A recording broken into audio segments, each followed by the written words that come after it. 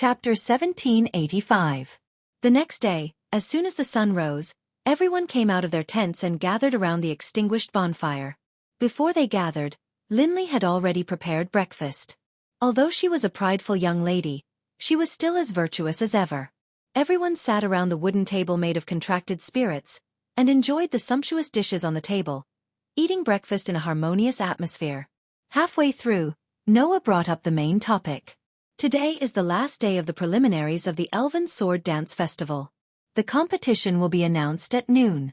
Before that, the teams that have sufficient magic stones should be guarding their strongholds, while the teams that do not have enough magic stones will be frantically searching for their enemies. If everything goes well, we should be able to obtain more magic stones. So, let's set off after breakfast. Understood. The girls didn't have any objections at all, and all nodded their heads. Looking at the group of girls, Mira stood up and bowed, which was a rare sight. Thank you very much for your help. From Myra's stiff movements, it could be seen that this was definitely not something this young girl was good at. However, Mira still expressed her gratitude to the crowd with stiff movements and tone. Obviously, the conversation last night had caused some changes in Mira, and that scene seemed to be rather novel to the group of young girls. Previously, we were the ones expressing our gratitude to you. This time, it's finally your turn to thank us. Linley seemed to be very happy. Very good. Now we're even. You even have to be so calculative about this. Claire was a little dumbfounded by Linley's words. Indeed, you're very prideful. However, Myra's gratitude is indeed very precious. I've never seen it before. Fianna pursed her lips and smiled. This feeling is indeed not bad. So we don't have to be pretentious, Alice said straightforwardly. Just accept it with a grateful attitude. Saying that, the girls' pretty faces were filled with smiles. Although they didn't really care about Myra's gratitude, they should be very happy that Mira showed her feelings for the first time, right? Mira remained expressionless, but the light in her eyes seemed to be brighter than before. That pair of different-colored eyes, under the adornment of that spirit, no longer looked like a doll like before. Instead, they looked more like human eyes. Seeing this scene clearly, Noah couldn't help but smile. He clapped his hands, and the girls stopped their clamor. Then let's quickly finish our breakfast and get ready to go hunting. Hearing this, the girls smiled in unison. Under Noah's lead, they increased the speed at which they ate their food. About 20 minutes later, everyone gathered around the bonfire again. The tents in the camp had been taken down one by one and stored into Noah's gift card. Today was the last day of the Elven Sword Dance Festival preliminaries. Now that they had decided to go out and fight, this camp was no longer necessary. Hence, under Noah's lead, everyone gathered together and walked out of the stronghold after putting away the items they brought in the camp. As soon as they walked out of the stronghold, everyone maintained a formation. The basic formation was Alice, who could fight in close range at the front, Claire, who was good at fighting in mid-range at the back, and Linley, who could only fight in long range, ready to support any place at any time. Fianna, whose fighting ability was lower, and Mira, who couldn't use contracted spirits by herself, were in the center of the formation. Noah stayed beside Fianna and Mira, responsible for protecting these two girls who could play a key role. Maintaining this formation, under the leadership of Alice's wind spirit, Smough, the group hurried in the direction of one of the strongholds that they explored yesterday. However, it didn't take long for Noah, who had been following beside Fianna and Mira, to raise his eyes and stop. As soon as he stopped, everyone stopped as well. Fianna, who was closest to Noah, asked strangely, "What's wrong?" As soon as Fianna's words fell, and before Noah had time to answer, Smough, who was flying in the air at the front of the team, shouted excitedly with a sharp eagle-like voice. Alice's eyes narrowed as she looked at Smough and shouted, "What are you doing?" "Ambush." That one sentence made everyone's body tense up. Almost at the same time, in the surrounding forest, figures flashed out and instantly surrounded Noah's group. What? The girls were all shocked. There were two reasons for the shock. One was the number. The team that surrounded them was not just one team of 5, but 2 teams of 10. The other was the country that the 2 teams belonged to. "You are," Mira said in a deep voice. "The representative team of the Holy Tuya Kingdom?" Taking a closer look, the group of girls who had flashed out from the surrounding forest were all wearing the same uniform. With red as the base and white patterns as decorations. It was the exact opposite of Myra's uniform. Considering that the Russell Bell Duchy was an independent country from the Holy Lucia Kingdom and had a bad relationship with the Holy Lucia Kingdom, the uniforms of the two countries were similar, but the color scheme was completely opposite. There was nothing strange about it. In addition, the Holy Lugia Kingdom and the Holy Lugia Kingdom both obtained 3 spots to participate in the Elven Sword Dance Festival. There was no need to think about why these two teams of 10 would appear together. Teams from the same country acting together? Claire said sarcastically while vigilantly clenching the flame whip in her hand. That's completely different from our country's mode of action. Although the Holy Lugia Kingdom also had 3 teams participating in the Elven Sword Dance Festival, they would not cooperate. This was because everyone had their own wishes that needed to be fulfilled. The Holy Lugia Kingdom was clearly different. They were only fighting for their country, so it was not strange for them to cooperate. However, is it a coincidence that they ambushed here? Or have we been their target from the start? While the rest of the young ladies were vigilant, Noah glanced around at the young ladies as if he had nothing to do and said so. I'm quite curious about this. Noah's words attracted a reply from one of the girls. Don't think too much. Our target from the start was you, the Holy Lugia Kingdom's fairy tale team. Just as he finished speaking, another Holy Lugia Kingdom's elf ambassador spoke with resentment. Mira Payzit's demon sealing eye should be our Holy Lugia Kingdom's possession. You actually used our possession to obtain so many magic stones. How could we allow you to qualify for the finals? It seems that the actions of Noah and his party during this period of time have fallen into the investigation of the Divine Kingdom of Georgia. Otherwise, these people wouldn't have known that Noah's group had enough magic stones to qualify for the finals. In response, Mira merely looked at the man coldly. My eyes don't belong to your Holy Lugia Kingdom. Hearing this, the surrounding elves sneered disdainfully. Your Russell Bell Duchy became independent from our Holy Lugia Kingdom. Everything in that country should belong to our Holy Lugia Kingdom, including you, Mira Payzit. You'd better obediently submit to us. That rude and willful speech made Claire, Linley, Fayanna, and Alice's group reveal angry expressions. Then, the other party said this. I was originally worried that you would hide in your stronghold before the end of the competition. Now that you've walked right into our trap, don't blame us. Your magic stones and demon sealing eye belong to us. After saying this, the Holy Lugia Kingdom's elves surrounded Noah's group and started chanting an elven magic incantation. Suddenly, a dense divine aura surged from the elves' bodies, causing the atmosphere to become chaotic. Noah immediately spoke. Claire. I know. Claire hurriedly chanted an incantation. Red city walls that resist 10,000 soldiers, rise up and burn. A surge of flames suddenly ignited around Noah's group. Chapter 1786. Bang! Scorching flames suddenly rose from the ground, forming a wall of fire in an instant, surrounding Noah and his team. It was a fire attribute elven magic spell called Magic Flame Barrier. As the name implied, it was a defensive elven magic spell that created a barrier of fire. Seeing the walls of fire erupting and protecting Noah's group, the elven envoys of the Divine Roha Kingdom sneered. How can a mere elven magic spell cast by a single elf block an elven magic spell cast by 10 elven envoys? As if to prove the veracity of those words, the elven envoys of the Divine Roha Kingdom who surrounded the walls of fire released their elven magic spell. Suddenly, scorching flames, chaotic waterfalls, berserk tornadoes, heavy rocks, and pure white flashes attacked from all directions, tearing through space and landing on the magic flame barrier. Bang! As an explosion rang out, the elven magic that gathered the 5 basic elements of fire, water, wind, earth, and holy landed on the fire barrier.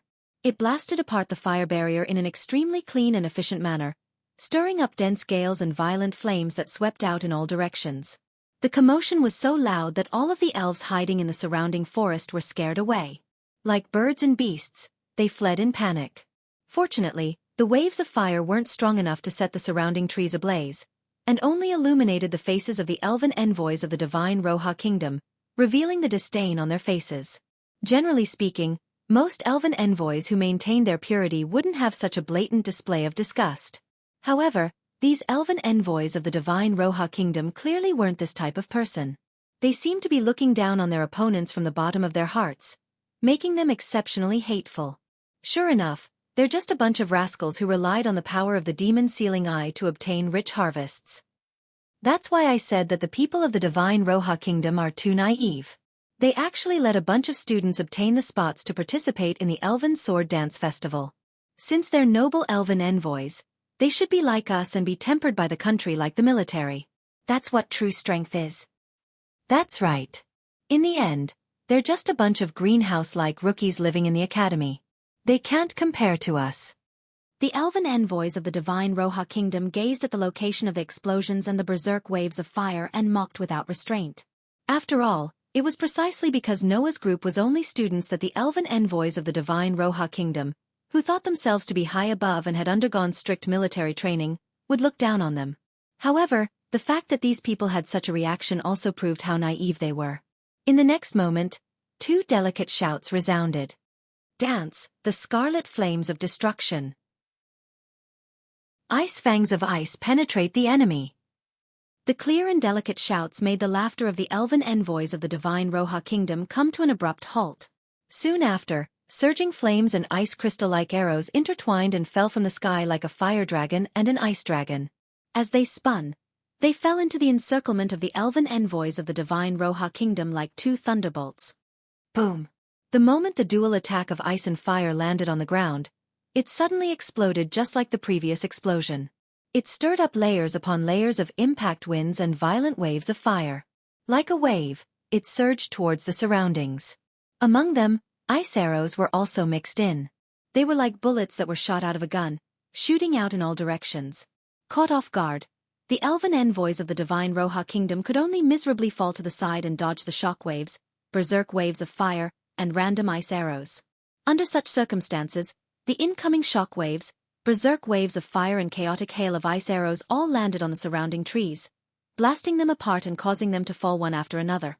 At this moment, the elven envoys of the divine Roha kingdom stood up and looked up at the sky. There, a gust of wind blew. Claire, Linley, Friana, Alice, and Mira were floating in the air as if they were riding the wind. They looked down at the elven envoys from the Holy Luja kingdom. Except for Mira, they all had smiles on their faces. Two careless, elven envoys of the divine Roha kingdom. Claire. After Claire summoned the wall of fire, Alice also summoned the wind. Linley. Riding the wind in the air like this, it's easy to dodge your elven magic. Fianna. Even if you release elven magic for 10 people, it's useless if you can't hit. Alice. Hearing the words of the four girls, the elven envoys of the divine Roha kingdom were furious. There was nothing more infuriating than being slapped in the face. Their confident attacks were dodged by their opponents, and they retaliated in the most direct way when they were disdainful. This made the elven envoys of the divine Roha kingdom, who looked down on the students of the academy from the bottom of their hearts, furious. Damn it! An elven envoys yelled. We'll repay this humiliation 100-fold. However, at this moment, a sarcastic voice sounded from behind this elven envoys. You asked for humiliation. How can you repay it? A chill ran up this elven envoy's back. Puck dash! With a tearing sound, a glittering silver sword pierced through this elven envoy's back, and the tip of the sword poked out from his chest. Ugh! The elf user immediately let out a blood-curdling scream. Then, he fell to the ground and fainted. The elven envoys of the divine Roha kingdom were shocked and quickly turned their heads to look. There Noah, who was holding the demon slayer sword, slowly pulled out the elven device from the fallen elven envoys and looked over calmly. You? The elven envoys retreated subconsciously. When did you? I'm sorry. Noah curled his lips into a smile. Elven magic doesn't work on me, so there's only me. There's no need to dodge at all. After saying that, Noah stomped his foot. His figure was like a cheetah as he suddenly dashed toward the nearest elven envoy. You seem to look down on students. I'm sure that being defeated by a group of students with an absolute advantage in numbers, today's experience will be unforgettable for you, right? As soon as this sentence entered that elven envoy's ears, the silver holy sword turned into a dazzling sword light and flashed. Slash! With another tearing sound, the dazzling sword light slashed across the elven envoy's throat, causing them to scream and fall to the ground. If it weren't for the fact that Noah was using the elven device, which reduced the level of materialization, the elven envoys' heads would have been tossed into the air with blood flowing out. Damn male elven envoys. How can we allow you to humiliate us? You're just a student. Flustered and furious, the elven envoys of the divine Roha kingdom began to summon their elves and prepare for the battle. However, it was too late for them to react. Slash, slash, slash, slash. Like a ghost in the night, Noah shuttled through the woods without a trace and dashed toward the elven envoys of the divine Roha kingdom. The silver holy sword in his hand turned into the most horrifying weapon and slashed at the elven envoys. Ugh! Ah! Ugh! Amidst the screams, the elven envoys fell down one after another. After twitching a few times, they stopped moving. In the end, a few seconds later, 2 teams of 10 elven envoys fell to the ground and sullenly accepted their defeat. Chapter 1787. The forest regained its silence. In the open space that had once turned into a battlefield, the elven ambassadors from the Holy Roha Kingdom had all collapsed and fainted. Claire, Linley, and Alice stepped forward and searched the 10 elven ambassadors from the Holy Roha Kingdom. After a while, they all came before Noah with grave expressions. No, we still can't find anything. Claire's tone was full of vexation. We didn't find a single magic stone. Hearing that, Noah frowned slightly. Why aren't there any magic stones? Linley asked in confusion. Could it be that these people didn't carry any magic stones with them? No, that's impossible. Alice shook her head and denied that. If they didn't carry magic stones with them, then after a period of time, these elven ambassadors would be forcibly teleported back to the Great Shrine. It's impossible that they didn't carry magic stones with them. Then why didn't we find any magic stones? Fianna asked in confusion. Could it be because we didn't find any? Just as Fianna's words fell, the bodies of the elven ambassadors from the Holy Roha Kingdom on the ground began to flicker with light. A magic formation suddenly appeared below them and enveloped them in light. In the next moment, under the gazes of Noah and the others, the elven ambassadors from the Holy Roha Kingdom turned into light particles one after another and disappeared under the magic formation.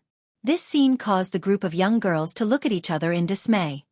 There is no doubt that before these people ambushed us, they definitely still had magic stones on them.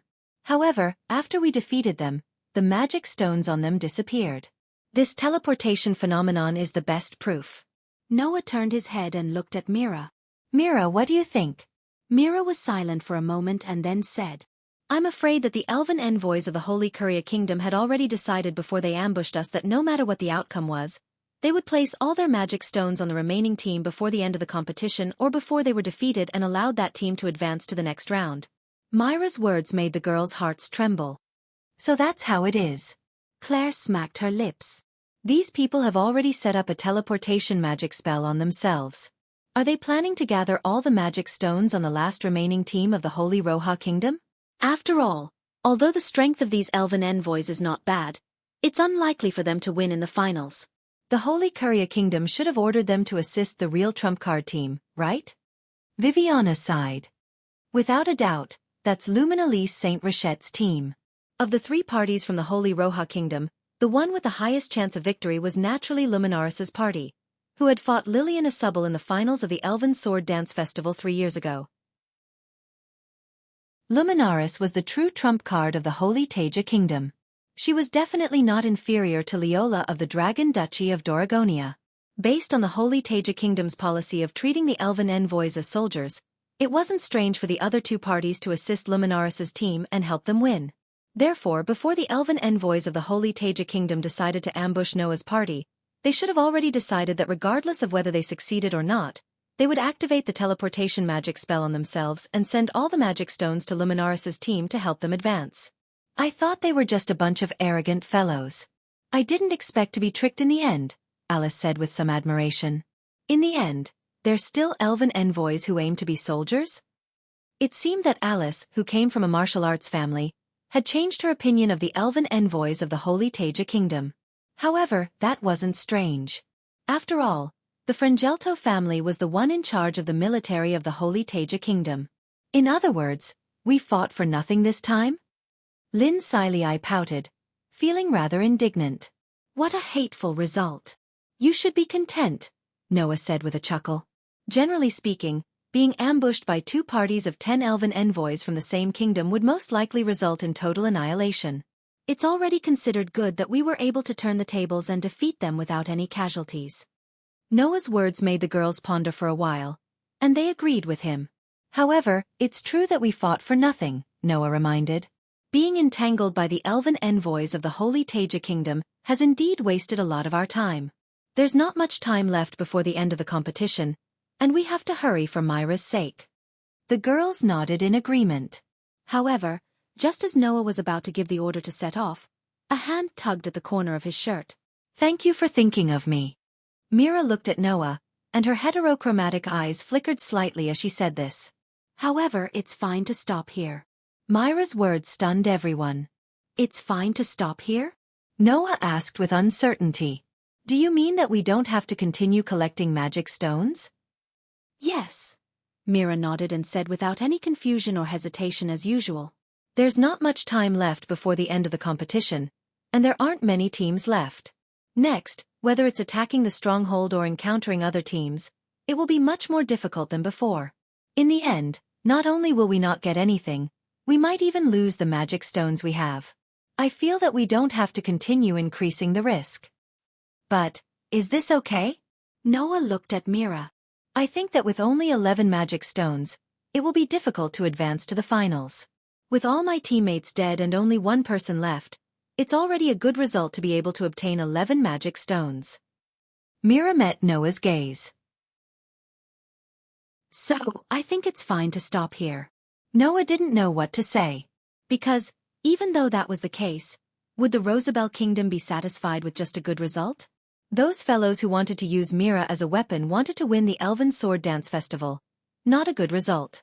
If Mira gave up just like that, the Rosabelle Kingdom would definitely be furious, right? And there was only one reason for Myra's existence.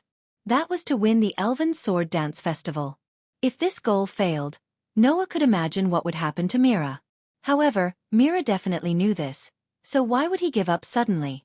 As though he had seen through Noah's thoughts, Mira smiled bitterly like a human for the first time. "The elven envoys of the Holy Kuria Kingdom took the risk to ambush you because of me. If not for your strength, those fellows would have succeeded because of me. You said that I still have human emotions. I didn't believe it last night, but I do now." Mira stopped smiling bitterly and looked at Noah with a gentle expression. "Because, I sincerely don't want to see you in any danger because of me." Mira, Claire, Linley, Fayana, Alice, and the other girls were somewhat moved. Obviously, Myra's words, which were full of emotions, impacted them greatly. They had never felt this from this girl before. Even Noah couldn't help but persuade him. "I don't think that with our strength, anything will go wrong." "Is that so?" Mira asked. "Then what if we meet Lane Isabel, who even you think is unreasonably strong?" Noah was speechless. At this point in the competition, there aren't many teams left, and all of them are strong teams.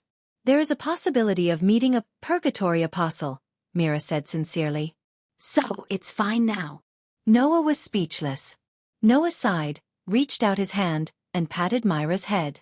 "Thank you for thinking of us, Mira." For a moment, a faint smile appeared on Myra's face. Just like that, the end of the competition slowly arrived. Chapter 1788. Just like 7 days ago when the Elven Sword Dance Festival officially opened, the vast grand sacrificial hall was packed with people. On the altar, the elven concubines who served the 5 elven kings stood side by side in a row with their eyes closed as if they were conserving their energy. They looked very elegant and noble.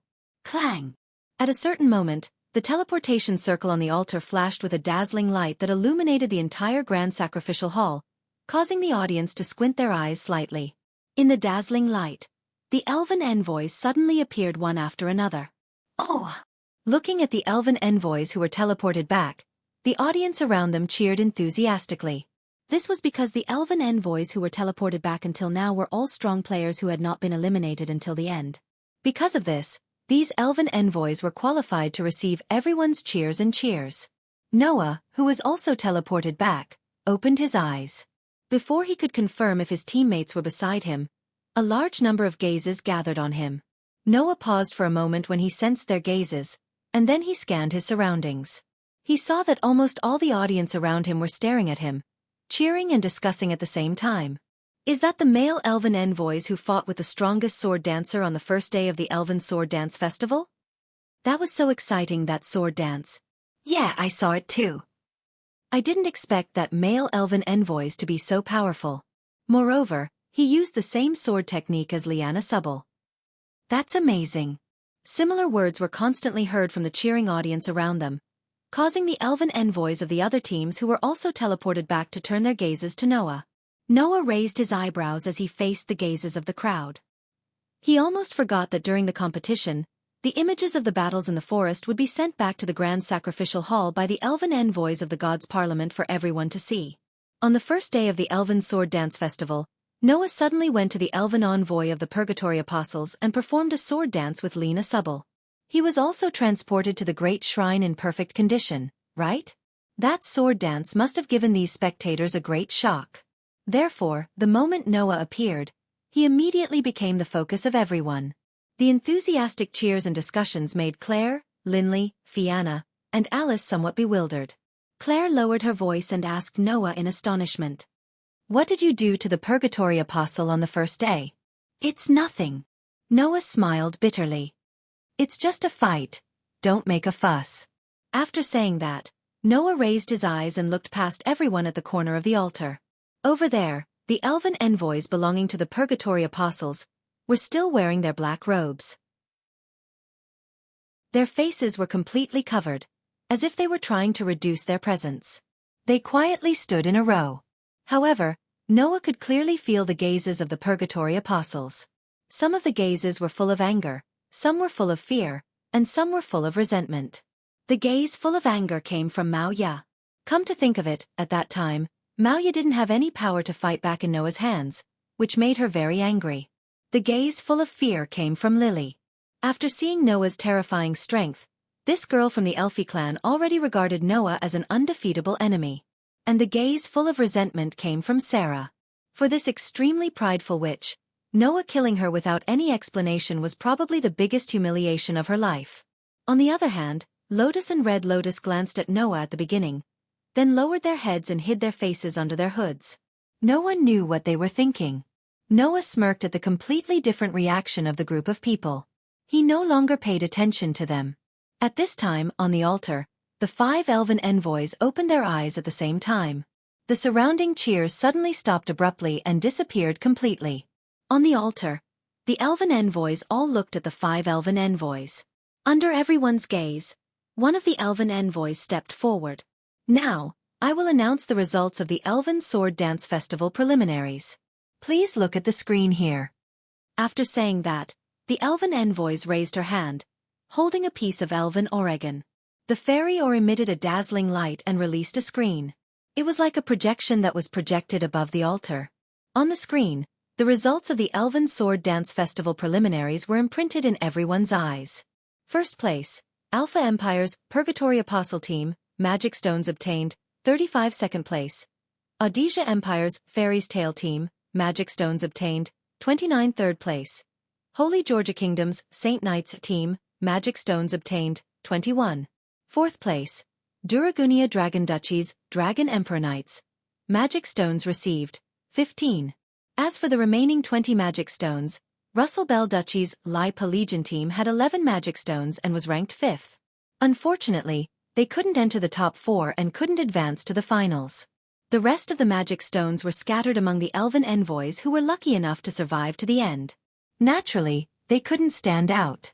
Looking at the results, Claire, Linley, Frianna, and Alice all cheered and hugged each other. In the high sacrificial hall, the audience belonging to the Alpha Theocracy, the Ordesian Empire, the Holy Georgia Kingdom, and the Dragon Duchy of Draco burst into cheers, which echoed throughout the entire high sacrificial hall. Under the cheers, the rest of the elven envoys who didn't get selected left dejectedly. In the end, only the Fairy's Tale, the Purgatory Apostles, the Saint Spirit Knights, and the Dragon Emperor Knights remained on the altar. Under the cheers of the audience, Noah stared at the rankings displayed on the screen and more or less understood.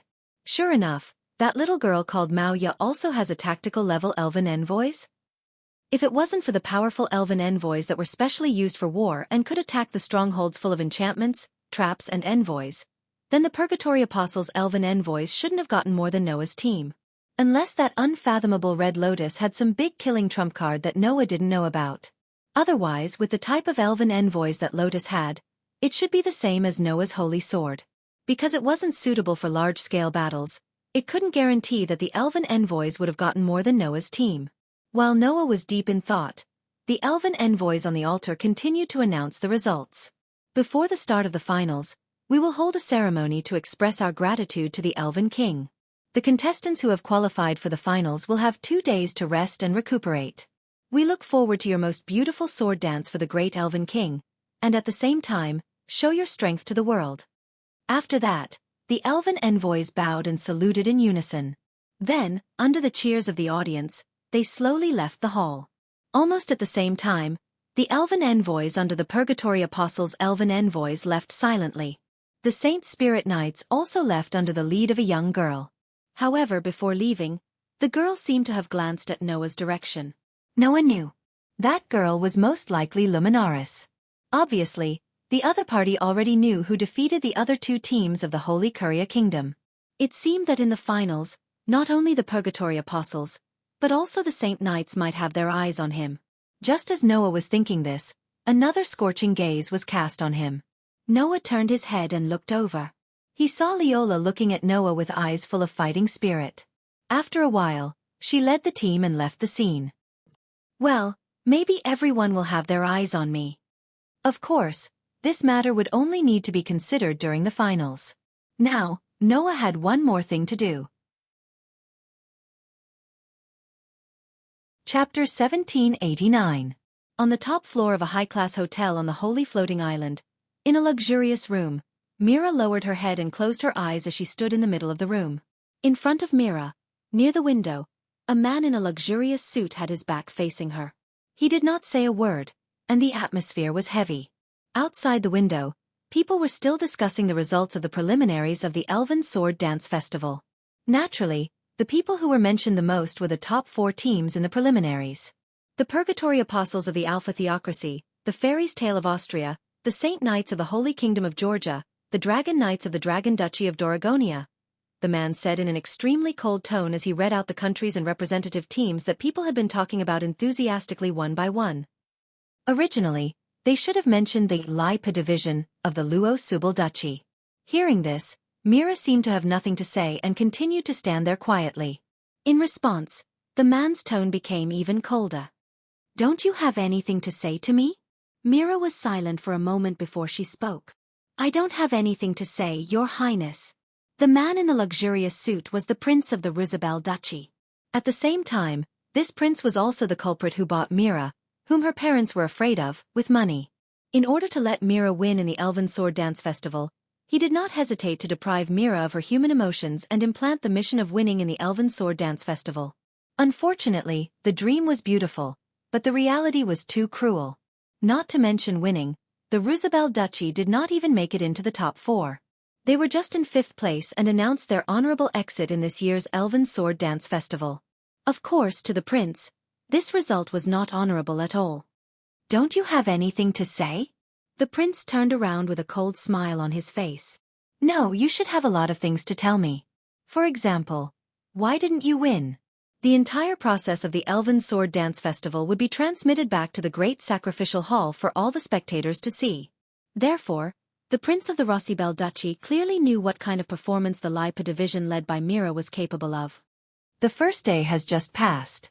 Apart from you, everyone else has been eliminated.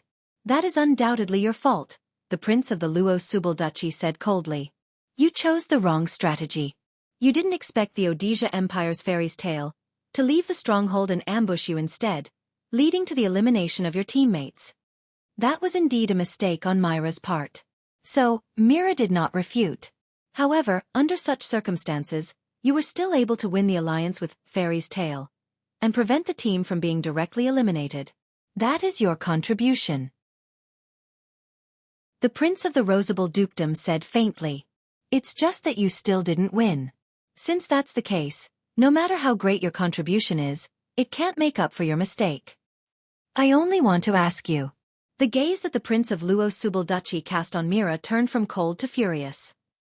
Undoubtedly, you had the chance to win, but why didn't you do so? Mira's heterochromatic eyes trembled slightly. Because Mira knew what the prince was referring to. The Odisha Empire's fairy's tale didn't seem to be on guard against you. After interacting with those elven envoys for a few days, you had countless chances to steal magic crystals from them, but you didn't do so. The prince's voice was filled with anger. If you had succeeded, with the 11 magic crystals in your hands, you could have even jumped to first place. At that time, our Luo-Subal Duchy would have obtained unparalleled glory. Now, the opportunity has been lost for nothing. Facing the prince's anger, Mira still didn't say anything, but she was shaking her head in her heart. Of course, because Noah and the rest treated Mira without any ill feelings, Mira did not have any ideas about the magic crystals on them. But in Mira's opinion, even if she really did so, she would most likely not succeed. Even if she succeeded, betraying the alliance in front of the entire continent and using such methods to obtain first place, she would definitely not obtain any unparalleled glory. She would only be disdained and looked down upon by everyone. But the prince clearly didn't care about this at all. Because of your failure, the Luo-Subal Duchy's plan to surpass the surrounding countries in one go has become nonsense. The prince of the Luo-Subal Duchy was so angry that he couldn't control himself. And because of your failure, my plan to become king in one go has been completely ruined. Acquiring Mira and using her as a weapon in the Elven Sword Dance Festival to obtain victory would allow the Luo-Subal Duchy's national power to increase greatly under the protection of the Elven King, surpassing the surrounding countries in one go. This saying was only used by the prince to deal with other people. This prince was not so kind-hearted to the point of being tired for the sake of the country and its people. The reason why he did this was only because once Mira successfully obtained victory in the Elven Sword Dance Festival, as the person who nurtured her, this prince's reputation in the country would instantly reach the peak, surpassing the other successors of the royal family in one go. At that time, the current king would definitely appoint him as the next successor to the throne, allowing this prince to obtain the entire country. It was for this purpose that the prince did his best to nurture Mira, and in order to not make any mistakes, he nurtured Mira into a tool. Now all of these plans would be for naught. How could this not make the prince furious? Since you can't even complete your mission, then what's the point of me nurturing you? The prince took a deep breath, suppressed the anger in his heart, and looked at Mira with extreme coldness. So, I'll sell you. Presumably, with the value of a tactical-grade military elf, you should be able to exchange for some bargaining chips to fight for the throne, right? The merciless judgment did not cause Mira's heart to waver much. After all, Mira had already more or less expected this result. This was the fate of being a tool. Living in this world as a prop, and then welcoming death as a prop. That was what Mira had always thought. If there was anything different in Mira's mind after learning about this fate, it would be that there was still some hope in her. Thinking back to the scene during the competition, when Noah, Claire, Linley, Fayanna, and Alice had treated her like their own little sister, Mira prayed silently in her heart. She hoped that before she died as a tool, she could obtain that kind of happiness one more time. As she prayed, a voice that was extremely familiar to Mira echoed in the room. Sell? That's good too. Such a soft murmur made Mira's eyes widen abruptly. The prince of the Russell Bell Duchy was shocked. He turned his head abruptly and looked towards the source of the voice. Then the prince saw it. On the window that should have been empty, a person was sitting on the edge of the window, looking at him with a pair of dark and deep eyes. The prince recognized this person. No, it should be said that he had seen this person's shocking performance on the screen in the Great Sacrificial Hall. It's you? The prince exclaimed in shock. The male elf envoy of the Odisha Empire? The person who came was Noah. Noah! Mira's expression from the beginning, even when she was told that she would be sold as a tool, finally changed. Why? Ignoring Mira's shock, Noah looked at the prince of the Russell Bell Duchy, his voice emotionless. You just said that you want to sell Mira, right? Only then did the prince of the Russell Bell Duchy react. He calmed himself down and nodded. Do you have any objections? If you're referring to my objections, I do have a lot to say and a lot to do. But that's too troublesome. I can't be bothered to talk so much with you. Noah glanced at the prince of the Russell Bell Duchy. Since you want to sell Mira, then name a price. What? The Prince of the Russell Bell Duchy was stunned. As for Mira, she was stunned on the spot. Chapter 1790. In that instant, the entire luxurious room fell silent. Mira couldn't believe her ears as she looked at Noah in bewilderment. "Noah, you!" Before Mira could finish her sentence, she was interrupted by Noah. "All right, Mira, don't say anything." Noah smiled at Mira. "Leave the rest to me," Yizichin said. Hearing that, Mira opened her mouth, but when she saw the smile on Noah's face, she obediently closed her mouth and nodded, choosing to remain silent. Looking at the interaction between Noah and Mira, and then recalling the relationship that the two of them had more or less shown during the Elven Sword Dance Festival, the Prince of the Russell Bell Duchy had a thought. After a while, the prince smiled faintly. "Noah Dole, could it be that you want to buy the demon sealing eye from me?" Only talking about the demon sealing eye, and not Mira, proved that in the heart of this prince, Mira's existence was dispensable. The only thing that he truly valued was the demon sealing eye. To this, Noah only gave a short reply. "That's right, name a price."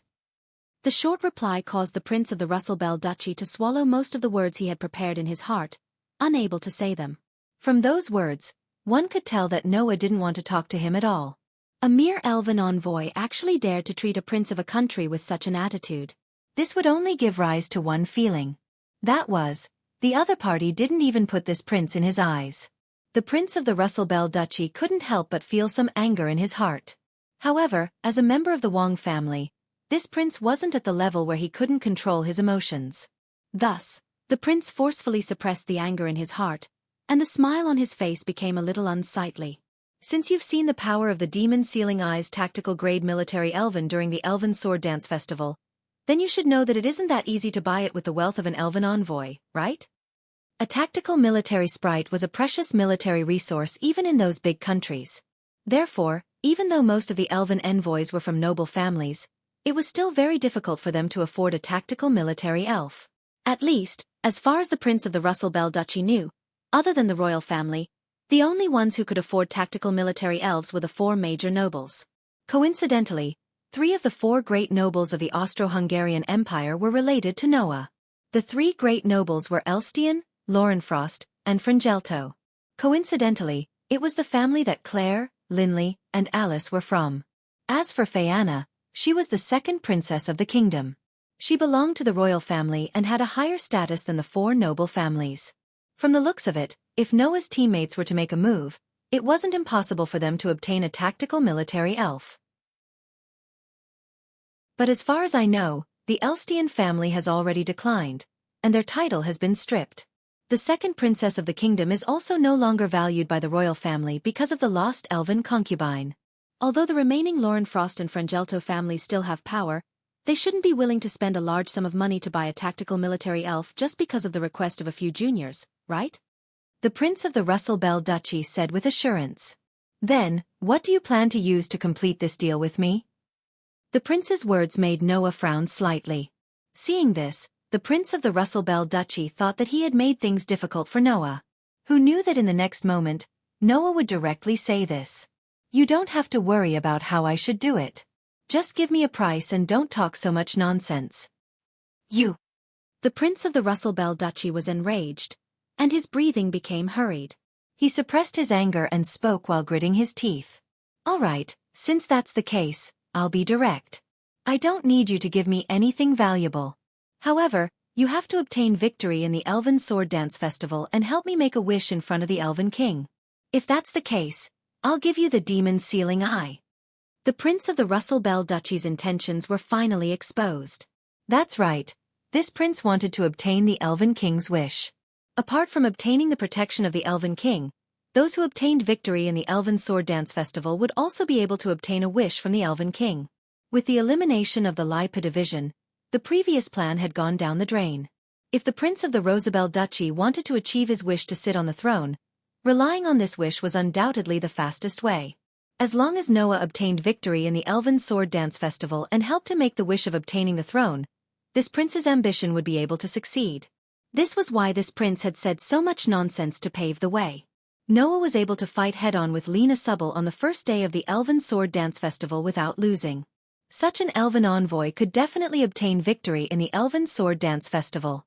That was why the Prince of the Russelbell Duchy had offered such a condition when Noah requested for Mira. Unfortunately, this prince clearly didn't know that his wishful thinking was very good. The man in front of him had an unimaginably bad impression of him. Thus, Noah looked deeply at the Prince of the Russelbell Duchy and sighed. If you put away your boring ambition and scheming heart, and honestly state a price, then I'll forget about it. This is your last chance. What? The Prince of the Russelbell Duchy was slightly startled, and then his expression darkened. What do you mean by this? You still don't understand? Noah raised his eyes and looked at the prince. I thought you were a smart person. Looks like you're destined to be unpresentable. Since you don't know what's good for you, then I'll make sure you don't get anything. The Prince of the Russelbell Duchy was finally enraged. However, before this prince could fly into a rage, Noah curled his lips and smiled. Listen carefully. If I can really obtain victory in the Elven Sword Dance Festival and obtain a wish, then I definitely won't use it to make any deal with you. Instead, I'll directly make a wish for the Russelbell Duchy to release Mira Pacet or for the Russelbell Duchy to disappear. That way, I'll be able to achieve my goal. Do you understand? The anger in the prince's heart was instantly extinguished by a basin of water, and he sucked in a breath of cold air. You're actually willing to do this for Mira Pacet? The Prince of the Russelbell Duchy said with a shocked expression. Why? Is there a reason? Noah looked at the prince, and his tone was merciless. It's very simple. I don't like you.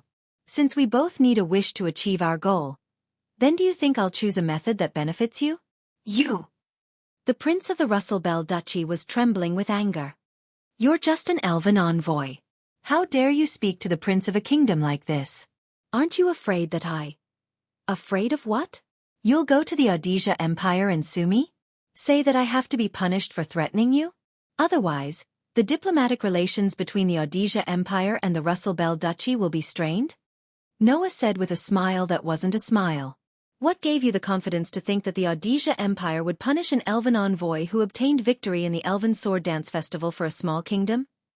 The Prince of the Russelbell Duchy froze in place. That's right. To the Audisia Empire, the Russelbell Duchy was just a small kingdom that wasn't worth their attention. As for Noah, he was able to obtain victory in the Elven Sword Dance Festival. He was an elven envoy that could bring great benefits to the kingdom.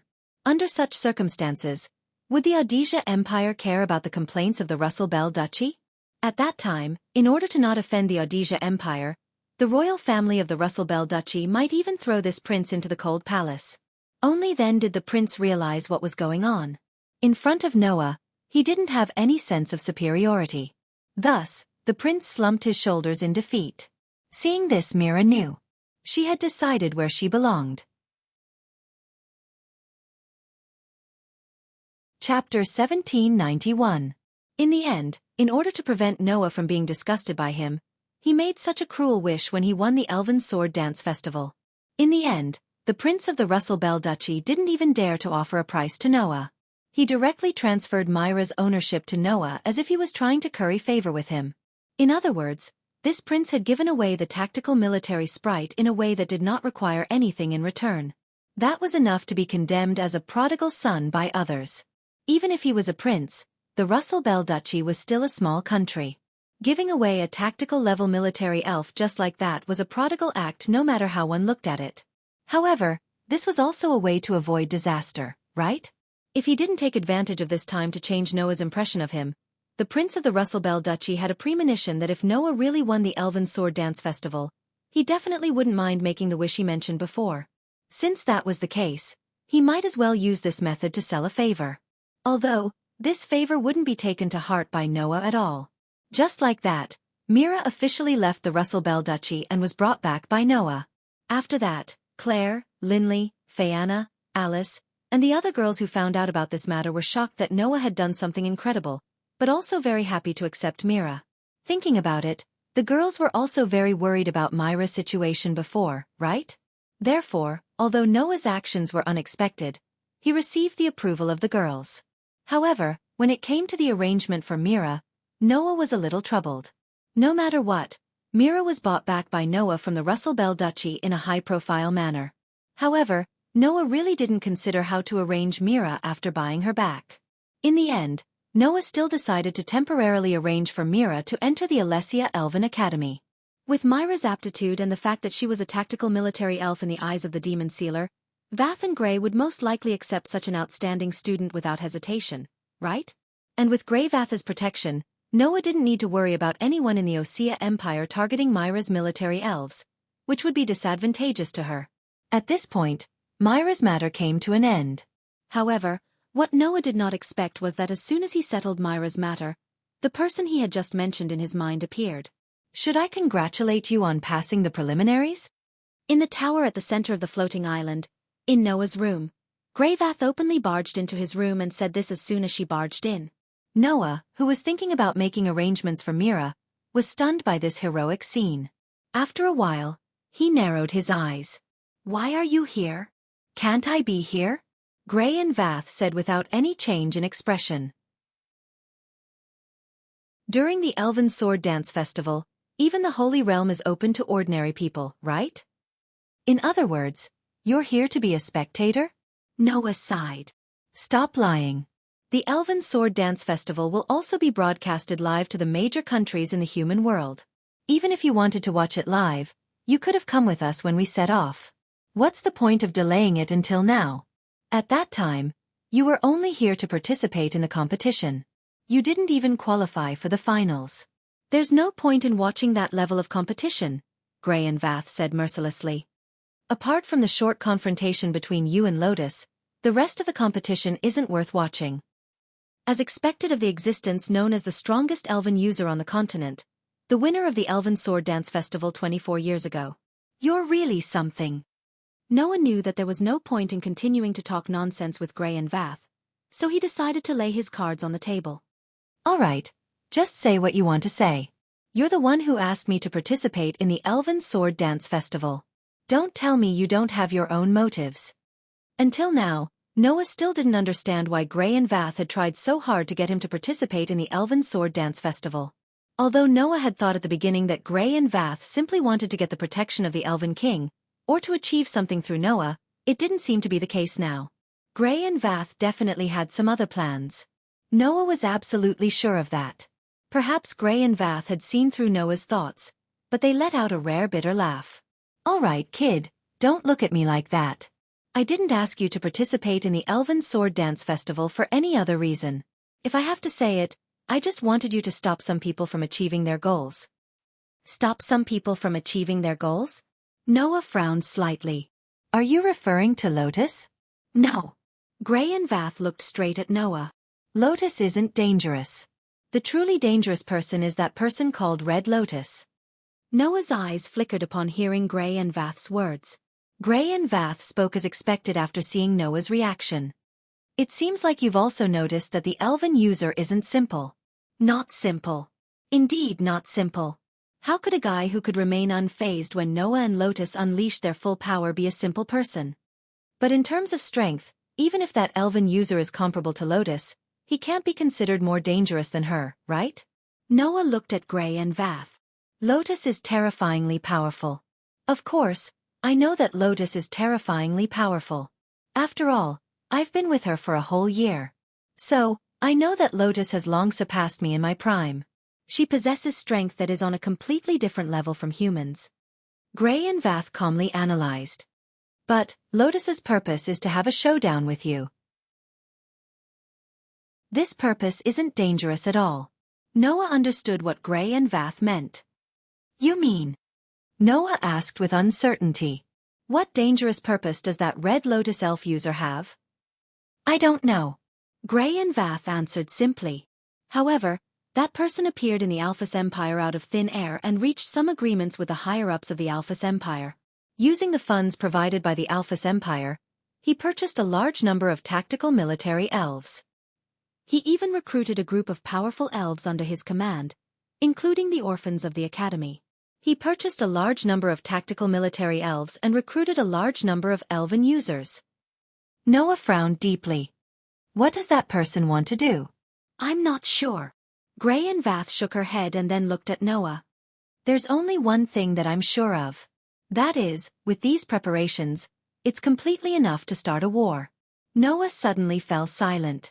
Recalling the scorching aura and frosty temperament of the other party, Noah felt that it wasn't strange at all if such a person wanted to start a war.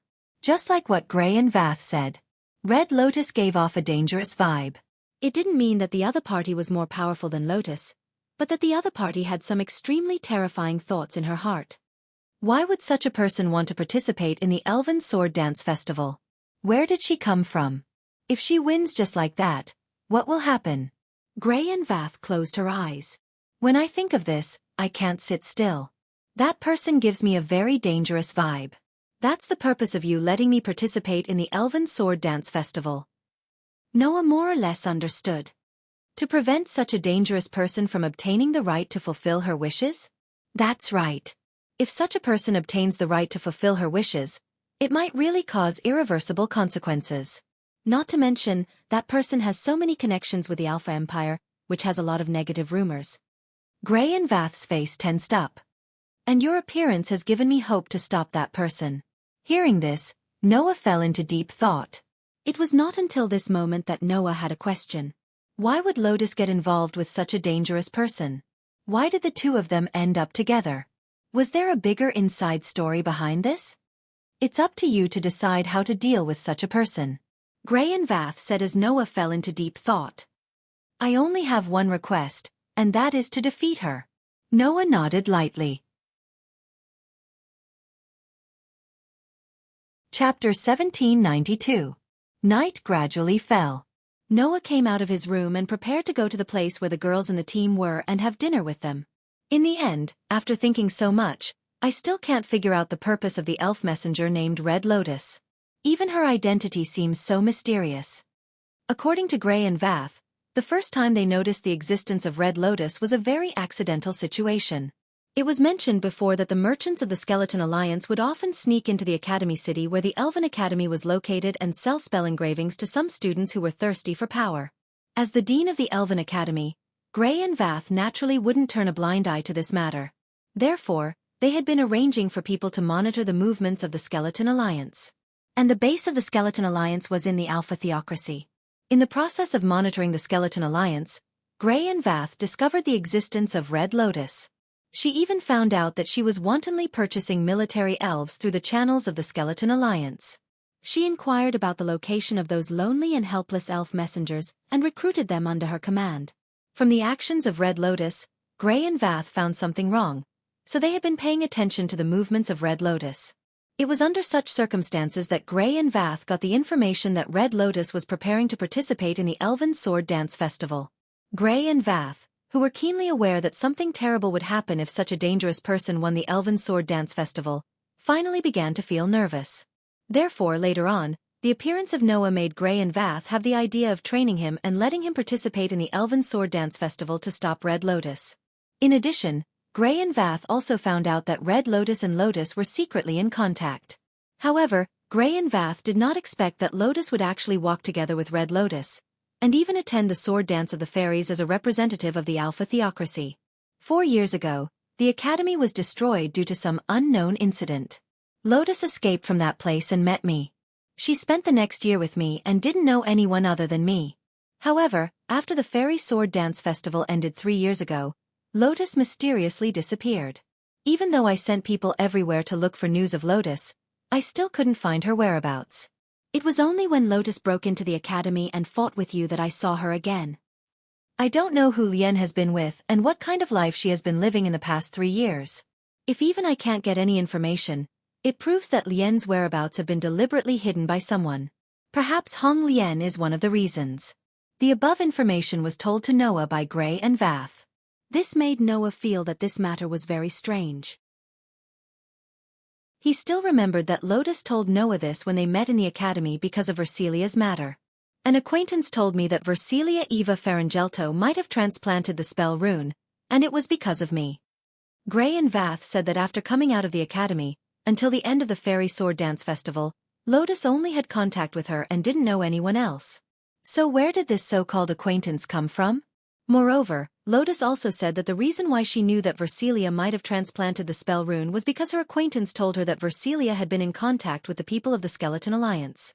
Therefore, Noah had reason to believe that. The so-called acquaintance was referring to Hong Lien. After all, Hong Lien had a very deep relationship with the Skeleton Alliance, so it wasn't strange for her to know such news. And if the acquaintance that Lotus was talking about was Hong Lien, then Hong Lien's identity was a little thought-provoking. I remember that Lotus once said that her acquaintance happened to have an extraordinary relationship with Claire and Friana. Noah stroked his chin as he walked forward. Her aura is scorching hot, and she has an extraordinary relationship with Claire and Friana? Noah felt that he seemed to have grasped the key to pointing out Hong Lien's true identity. In addition, Lusty also mentioned that Hong Lien seemed to have formed a contract with a mythical elf. This made Noah's mind flash, and he suddenly stopped in his tracks. It can't be. Noah couldn't help but murmur. Could it be that Hong Lien is that person? If it was really as Noah thought, and Hong Lien was that person, then it wouldn't be a joke. Not to mention other things, if people knew that this person actually participated in the Elven Sword Dance Festival openly and appeared in front of everyone, it would definitely cause an unimaginable uproar. Especially the House of Gods and the Ordesia Empire, they might directly interfere in the Elven Sword Dance Festival and attack Hong Lien. But that's not right. Noah frowned. If Hong Lien is really the person I think she is, then why would she participate in the Elven Sword Dance Festival? The Elven Sword Dance Festival was actually a large-scale ceremony to offer sacrifices to the Elven King. Elven envoys from all over the continent would perform sword dances during the ceremony, and the most beautiful sword dance would be presented to the Elven King. That was the most fundamental purpose of the Elven Sword Dance Festival. In other words, the Elven King would be watching the entire process of the competition. If Hong Lien was really the person Noah thought she was, then the Elven King wouldn't let her participate, right? Or, even the omnipotent Elven King doesn't know Hong Lien's true identity? Noah felt as if he had found the vine that would lead him to the location of the melon. If Noah were to follow this vine, he would be able to reveal the biggest secret of the Elven Sword Dance Festival to Noah. However, he still couldn't find the location of the melon. Therefore, it was still a long way to go if he wanted to follow the vine to the melon. However, if it's really as I think, and Red Lotus is that person, then we have to consider whether or not we should let Claire and Fianna face her in the finals, or even let them meet. Thinking of this problem, Noah's expression became more or less dignified. At this moment, a voice sounded from behind Noah. "What are you thinking about here alone?" The sudden voice startled Noah. He turned his head and subconsciously looked behind him. In the next second, Noah was stunned and cried out in surprise. "Why is it you?" The person who appeared behind Noah was a young lady with shoulder-length black hair, and a beret with a flying dragon emblem on her head. She exuded a strict temperament. She was the trump card of the Dragon Duchy of Doragonia, the leader of the Dragon Emperor Knights Leola Lancaster. "You didn't notice my presence even when I got so close?" Leola looked straight at Noah. This isn't the performance of a powerful elven envoy who is on par with Lyanna Subble. Noah could clearly hear the dissatisfaction in Leola's words. It was a straightforward emotion that one would only have when one's favorite opponent didn't perform as well as one had imagined.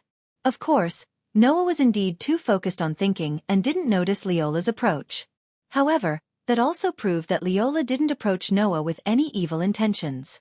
If Leola approached Noah with clear hostility, malice, and killing intent, Noah's sensing ability would have reacted and it would be impossible for him not to notice Leola. However, Noah didn't purposely explain and continued to ask. "Why are you here? Why do I feel like I'm being perfunctory?" Leola furrowed her beautiful brows, but soon she didn't care anymore. "I'm here to look for you." "Look for me?" Noah raised an eyebrow. "Don't tell me you want to have a fight with me again? That might not be a bad idea, but compared to having a private fight with you here, I'd prefer to have a fair fight with you in the finals of the Elven Sword Dance Festival." Leola didn't hide her thoughts at all. "Before that, let's forget about the private fight." "Is that so?" Noah shrugged. "But who knows when the dragon's blood will awaken again. Don't worry, I've already fought enough during the preliminaries. The dragon's blood will only awaken when my thirst for battle is stronger. My thirst for battle hasn't reached that stage yet." Leola looked at Noah and the corners of her lips curled up. "There's only one thing I'm sure of, and that is the dragon in my body is thirsting for a fight with you." In other words, if there was a chance, Leola would definitely challenge Noah. Chapter 1793. Even though they hadn't known each other for a long time and had only met 2 to 3 times, Noah more or less understood Leola Lancaster. In simple terms, she was a person who was loyal to her instincts. While being a knight, Leola was also a warrior. Perhaps due to her identity as a dragon servant, Magus G, this knight-come-warrior was as competitive as a fierce dragon and was loyal to her instincts. To this young lady, the happiest thing was to be able to find a worthy opponent, right? And it was very obvious that Noah was a worthy opponent in the eyes of this Duke Dragon. Moreover, during the awakening of the dragon blood, Noah had also gotten rid of Leola in a straightforward manner. That situation must have made Leola even more excited, right? In the beginning, my goal was to fight the strongest sword dancer. But now, compared to Liena Subble, I hope to fight you more. Leola looked at Noah with a burning gaze. I hope that during the sword dance of the elves, you can calm the hot blood in my heart and satisfy the thirst of the dragon in me. Let's hope so, Noah said as if he didn't see Leola's burning gaze, avoiding the main point and dwelling on the trivial. So, why are you looking for me? You can consider it as something. The burning battle intent in Leola's eyes calmed down bit by bit. Her gaze didn't leave Noah as she spoke. Before that, I'd like to ask you a question. Noah didn't speak and silently signaled for Leola to continue. Shortly after, Leola spoke. Noah Doria, who exactly are you? This question stunned Noah. Noah didn't expect Leola to ask such a question. What do you mean by who exactly am I? Noah blinked. Didn't the Dragon Duchy of Doragonia already investigate my background? It's because of that we realized that there are a lot of mysteries surrounding your identity, Leola said. To put it bluntly, before you appeared in the Alicia Elf Academy in the Alicia Empire, we didn't get any information at all. Where are you from? Who are your parents? Where did you live before? Leola stared straight at Noah. We didn't even manage to find out the slightest bit of such basic information. It's just too strange. It's as if you didn't even exist in this world before you appeared in Alicia Elven Academy. Leola was right. Before that, Noah didn't exist in this world. Therefore, no matter how hard the Dragon Duchy of Doragonia investigated, they couldn't find any information about him. I think it's not just the Dragon Duchy of Doragonia. The other countries who are investigating you are also puzzled by this strange phenomenon, right? Leola glanced at Noah. Although we suspected that the Alicia Empire might have deliberately concealed information about you and erased all traces of your past, if that's the case, they might as well erase all traces of you before the Elven Sword Dance. There's no reason for them to only erase traces of you before you entered the Alicia Elf Academy. And then, Noah did not deny or admit it, but asked this question. What are you trying to say? There's only one thing I want to say, Leola stared at Noah and said word by word. That is, whether or not you are an elven envoy of the Ordesian Empire. Oh. Noah seemed to have guessed the purpose of Leola's visit. He immediately smiled. If I say no, what are you going to do? It's simple. Leola shifted her gaze to Noah. Noah Doloa, join us, the Dragon Duchy of Doragonia. When these words came out of Leola's mouth, Noah thought to himself, as expected. At this point, Leola's intentions were clear. This girl was here to poach. To be able to fight on par with the strongest sword dancer, there's no doubt about how outstanding you are as an elven envoy, Leola said. We, the Dragon Duchy of Doragonia, have taken a liking to your abilities and talents. We believe that you are one of the most outstanding elven users on the continent. If we can use this ability of yours, it will greatly increase our influence. On top of that, you are the second male elven user in history. Therefore, your genes may even improve the quality of our elven users. That is what we believe. Gene? Noah was stunned. In other words, the Dragon Duchy of Doragonia wasn't only targeting Noah, but also his descendants? What's so strange about that? Leola said matter-of-factly. Elven envoys rely on maintaining outstanding bloodlines to pass down their legacies. It's not strange for our country to take a liking to your bloodline, right? In that case, it wasn't wrong either. The strength of shamans would continuously decline after the age of 25 and eventually lose their powers. After losing their powers, shamans would mate with pure-blooded nobles and give birth to even more outstanding descendants. Due to this reason, most of the elf envoys were of noble birth. They were basically the descendants of the nobles of various countries. Judging from this point, it wasn't strange for Noah's bloodline to be targeted. Normally, elf envoys would mate with pure-blooded nobles in order to maintain their bloodline. However, no matter how pure their bloodline is, those nobles are only ordinary people. They aren't elf envoys who can communicate with elves, Leola said bluntly. Under such circumstances, with someone like you who can compete with the strongest sword dancer and the only male elf envoys on the continent, there are many who want to mate with you and give birth to even more outstanding descendants. The Dragon Duchy of Doragonia was one of them. That was what Leola was trying to say. So, if you aren't a member of the Audisia Empire and haven't been recruited by them, then come to our Dragon Duchy of Doragonia, Leola said straightforwardly. Trust us. We can definitely give you more than the Audisia Empire. Of course, you have to pledge your loyalty to our country and leave your descendants behind. Noah was speechless. No, it wasn't just speechlessness. Noah almost choked on his breath. Leave your descendants behind? Was there a need to be so direct? Noah said straightforwardly. In other words, you're proposing to me, right? His words made Leola, who had been extremely calm since the beginning, open her eyes wide. Then her pretty face flushed red. You! What nonsense are you saying? Leola yelled with a red face. When did I propose to you? Undoubtedly, you just said that your country has taken a fancy to my bloodline and hopes to have an elf envoys mate with me to give birth to even more outstanding descendants, right? Noah was amused by Leola's reaction. Since that's the case, there's no reason for your country to allow some ordinary elven ambassador to mate with me for the sake of having outstanding offspring. Instead, they would allow the most outstanding elven ambassador in the country to become my other half. No matter how I think about it, it can only be you, the princess who has inherited the rare dragon bloodline and is the trump card of the Dragon Duchy of Doragonia, right? Leola's expression froze. Clearly, the future Noah spoke of was not impossible. If that was the case, then wasn't Leola, who had been persuading Noah to pledge his loyalty to the Dragon Duchy of Doragonia, proposing to Noah? What? You have nothing to say, right? Noah said, not knowing whether to laugh or cry. Then, Your Highness Princess of the Dragon Nation, do you still want me to pledge my loyalty to your country and leave my descendants behind?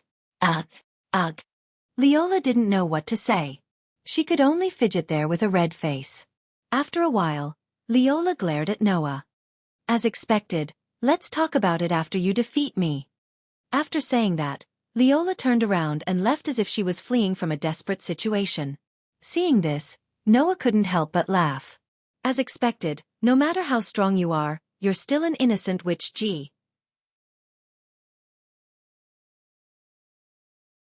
Chapter 1794. 2 days passed by in the blink of an eye. When the sky was once again shrouded in darkness, dazzling fireworks bloomed one after another in the sky above the Holy Realm's floating island. While illuminating the entire starry sky, they painted a variety of flames. The scene was exceptionally gorgeous. However, those fireworks were not ordinary fireworks. They were the scene of the elves sealed in the elven or being released and shot into the sky. For ordinary people, using such a method to create fireworks was undoubtedly beyond common sense. After all, the elven ore was quite expensive. Not to mention other things, if the most ordinary family wanted to buy a piece of elven ore, they would definitely have to spend a lot of money. They might have to scrimp and save for the next few months just to afford a piece of elven Oregon. Under such circumstances, it was unimaginably extravagant to shoot such expensive elven ores into the air like fireworks.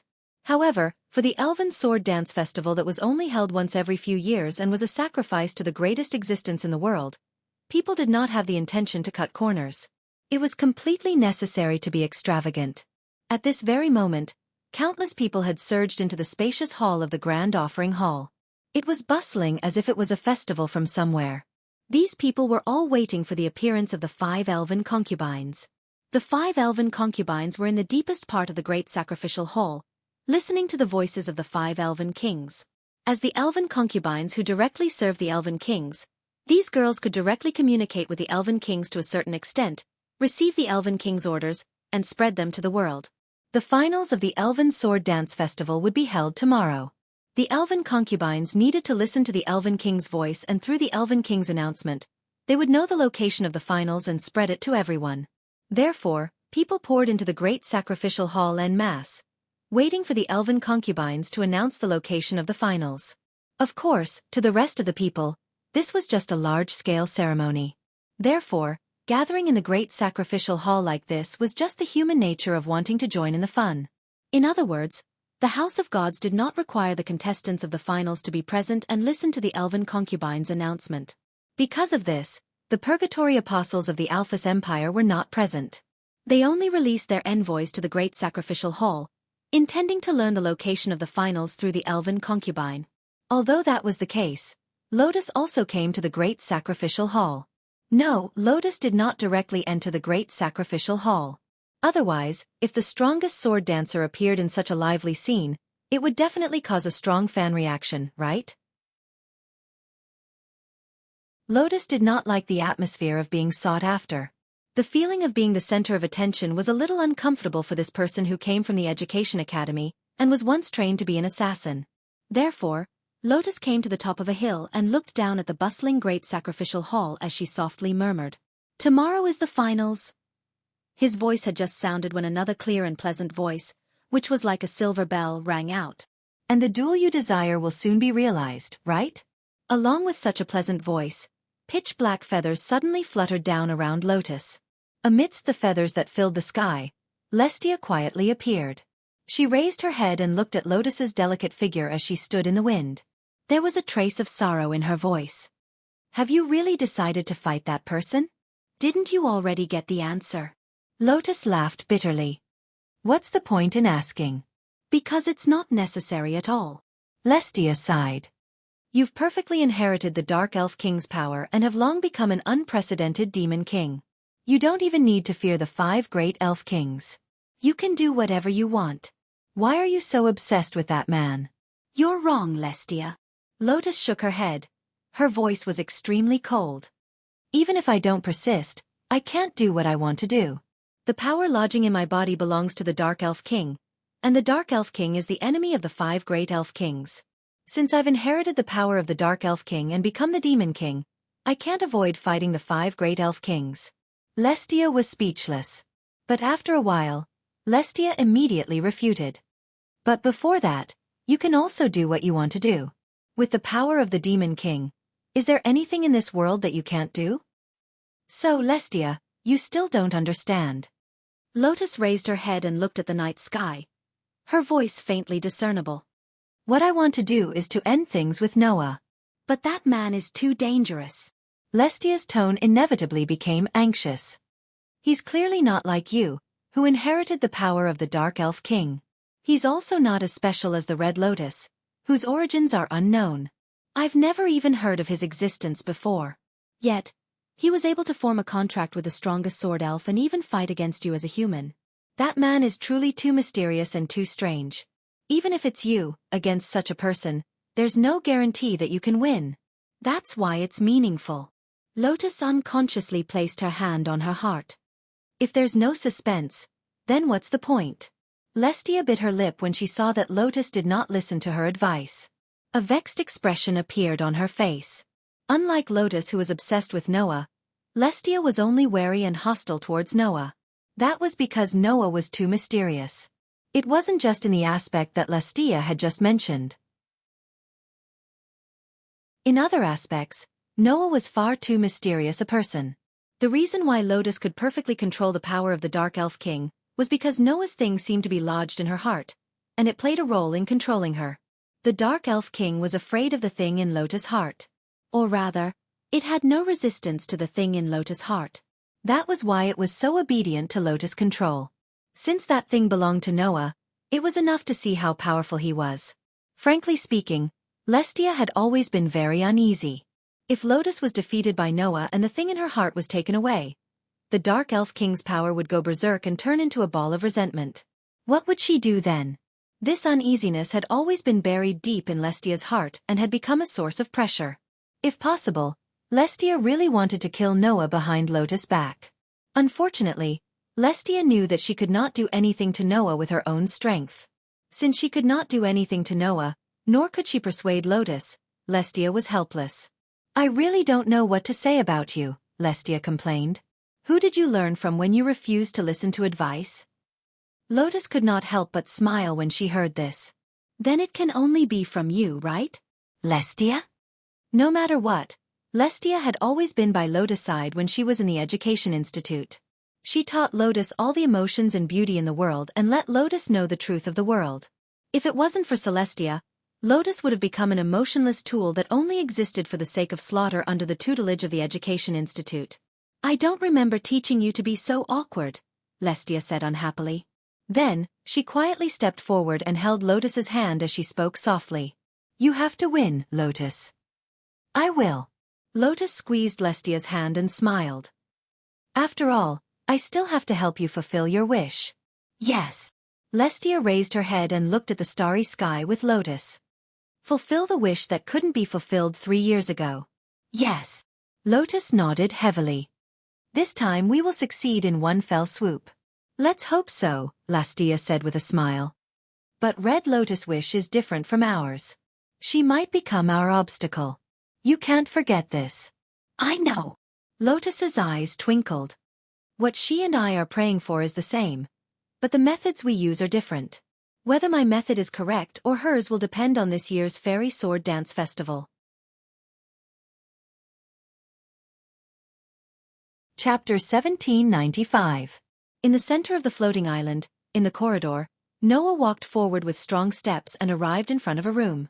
Without any hesitation, Noah opened the door and barged in. Sorry I'm late. Noah's voice immediately made the room that was in a state of discussion return to silence. Claire, Lindley, Fayanna, Alice, and the other girls all gathered their gazes on Noah with some dissatisfaction on their faces. Really, where did you go? Lindley puffed up her cheeks. You didn't even attend the announcement of the elf concubine. Don't you care at all where the finals are? Anyway, you'll definitely go, right? Noah said as he sat down on the last seat of the round table. Since you're going, it doesn't matter if I go or not, right? Don't you know what a team operation is? Claire sighed dumbfoundedly. Come on, you're still the captain. Well, I have my own things to do. Noah shrugged. In order to better understand the opponent, I've been spending almost all my time in the sanctuary's library these 2 days. Since the last time he had some guesses about the identity of Red Lotus, Noah began to confirm his own guesses and did a lot of research for this.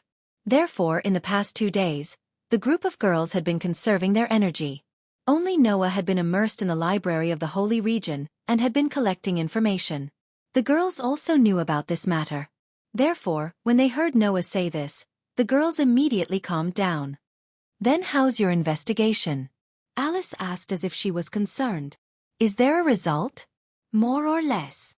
Noah scratched his cheek and glanced at Claire and Fayanna.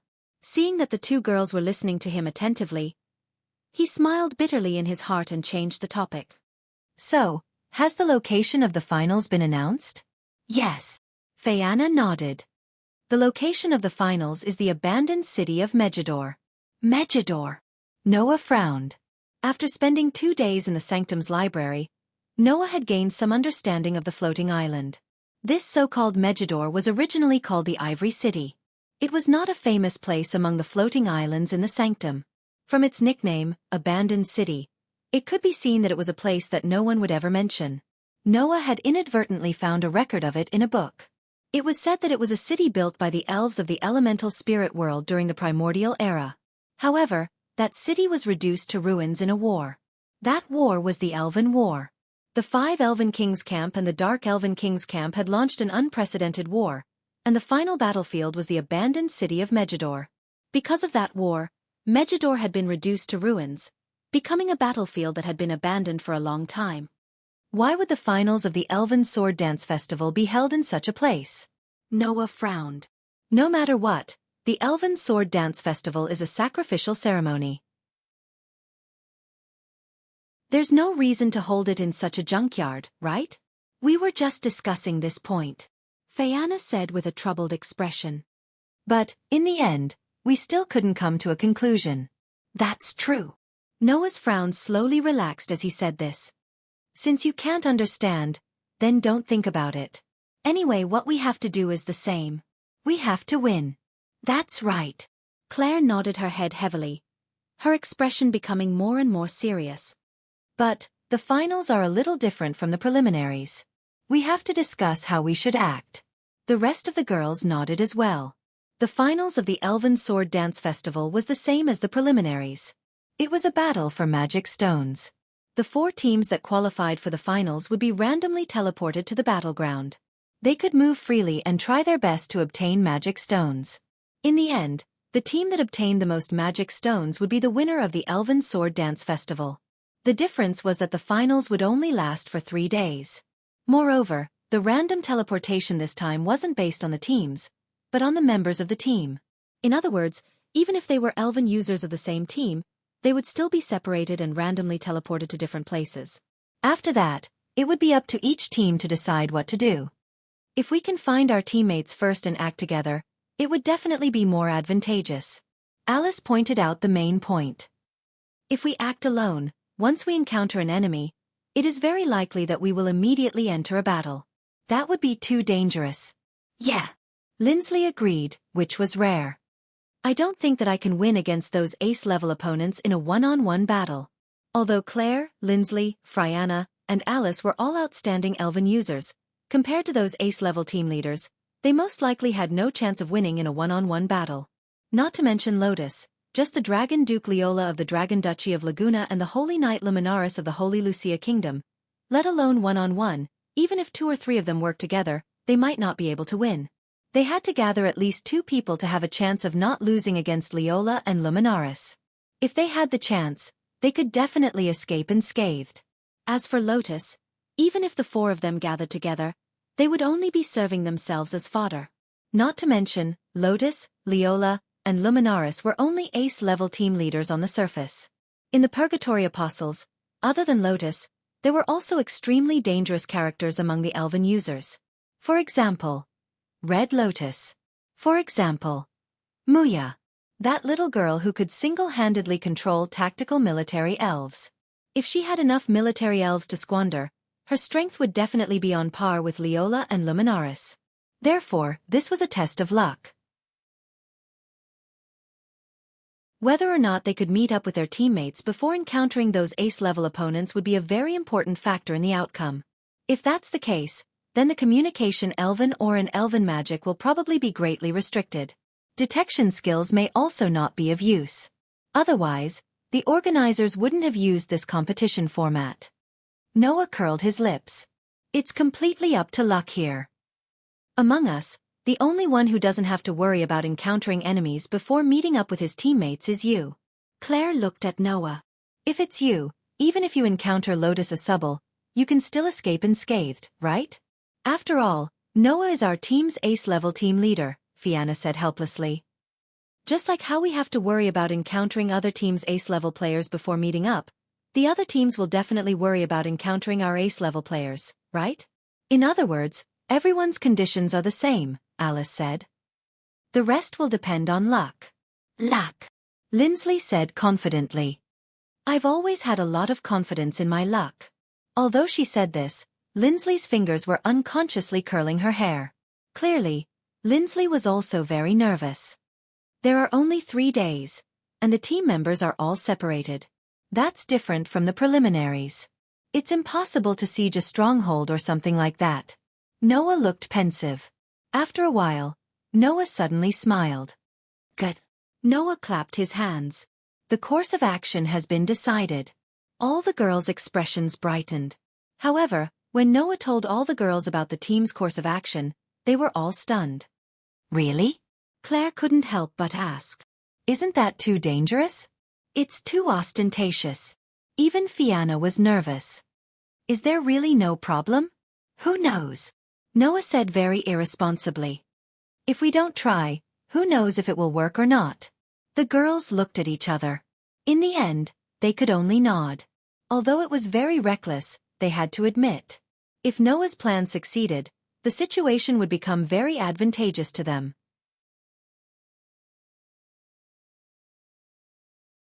Chapter 1796. Just like that, the day of the finals arrived. In the room, Noah put on the Alicia Elven Academy uniform. After he was done, he reached out and picked up the 2 small swords on the bedside. Looking at the two small swords in his hands, especially the silver one, Noah muttered in his heart, "Still can't pull himself together." Although Aster would still respond to Noah when he needed to use the elven device, during this time, Aster did not appear in his human form. Even when Noah used the contract to communicate with Aster, although Aster responded, his voice was very weak. It was obvious that Aster's condition was not good. There was only one reason for this state to appear. That was the existence of Red Lotus. As expected, Aster is still very concerned about the aura of the Saintess that appeared on Red Lotus. The aura of his dead master appeared once again.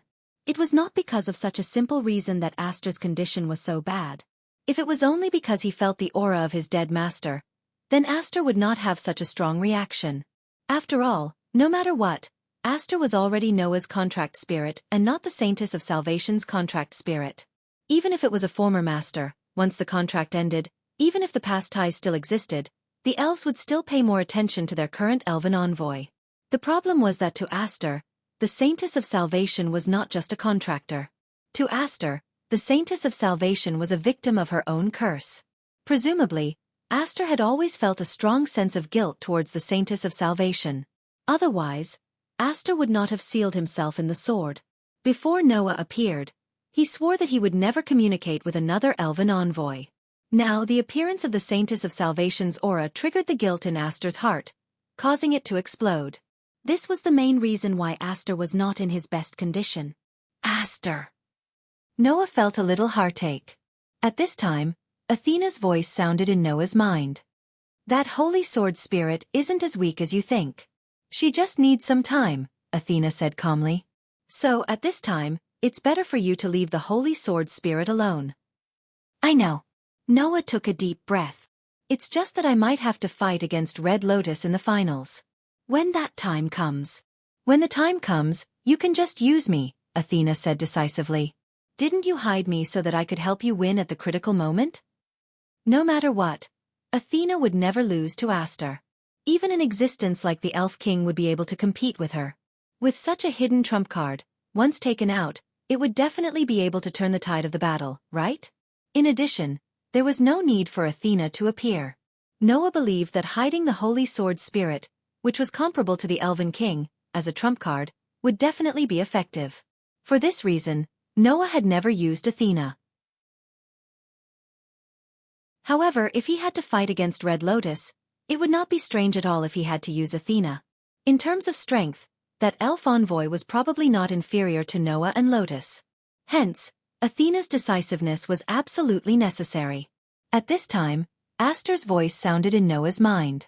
You don't have to take special care of me, divine sword spirit. I'm not so depraved as to immerse myself in my own memories when Master is in a tough battle. Aster? Noah's expression lit up as he hurriedly asked. Are you okay? I'm fine, Master. Aster's voice was as emotionless as usual. However, Noah, who knew Aster well, could hear the fatigue and determination in his voice. Please don't worry about me. I am Master's sword. Even if Alicia really revives and becomes Master's enemy, as Master's sword, I will still point at her. You don't have to force yourself, Noah said hesitantly.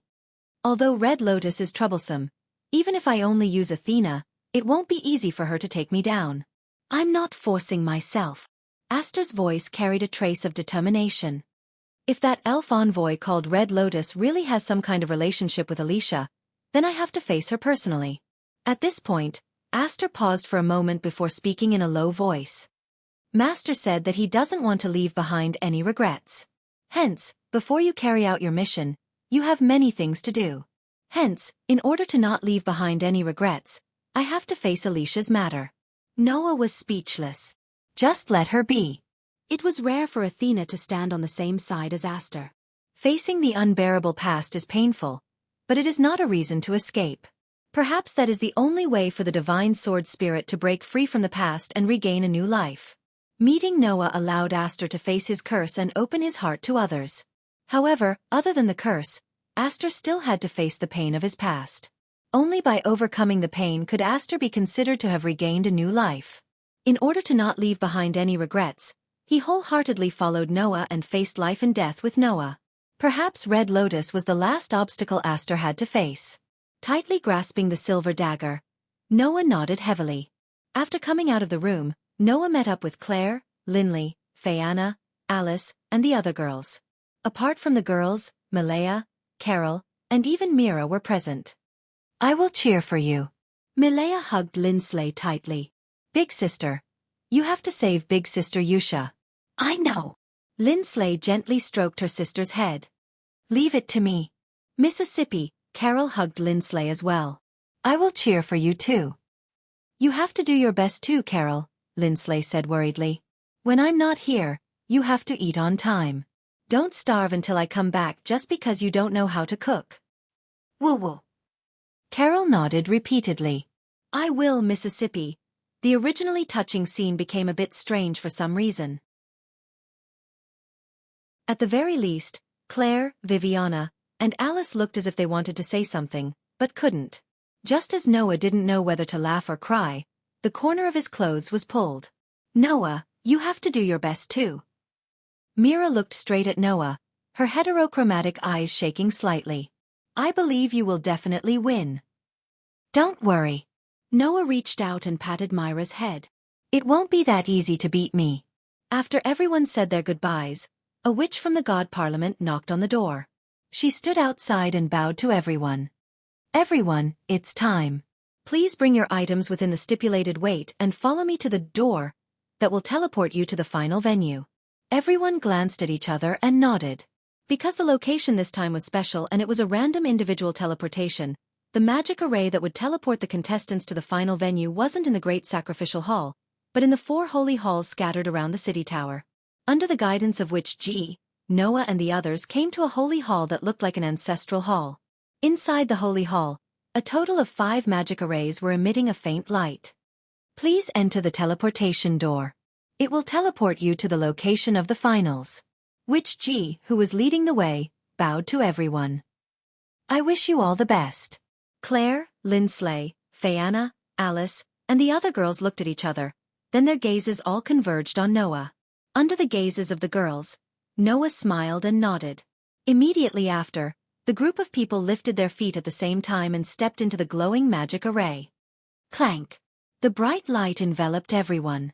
In the next second, the group turned into light particles and merged into the magic array, disappearing on the spot.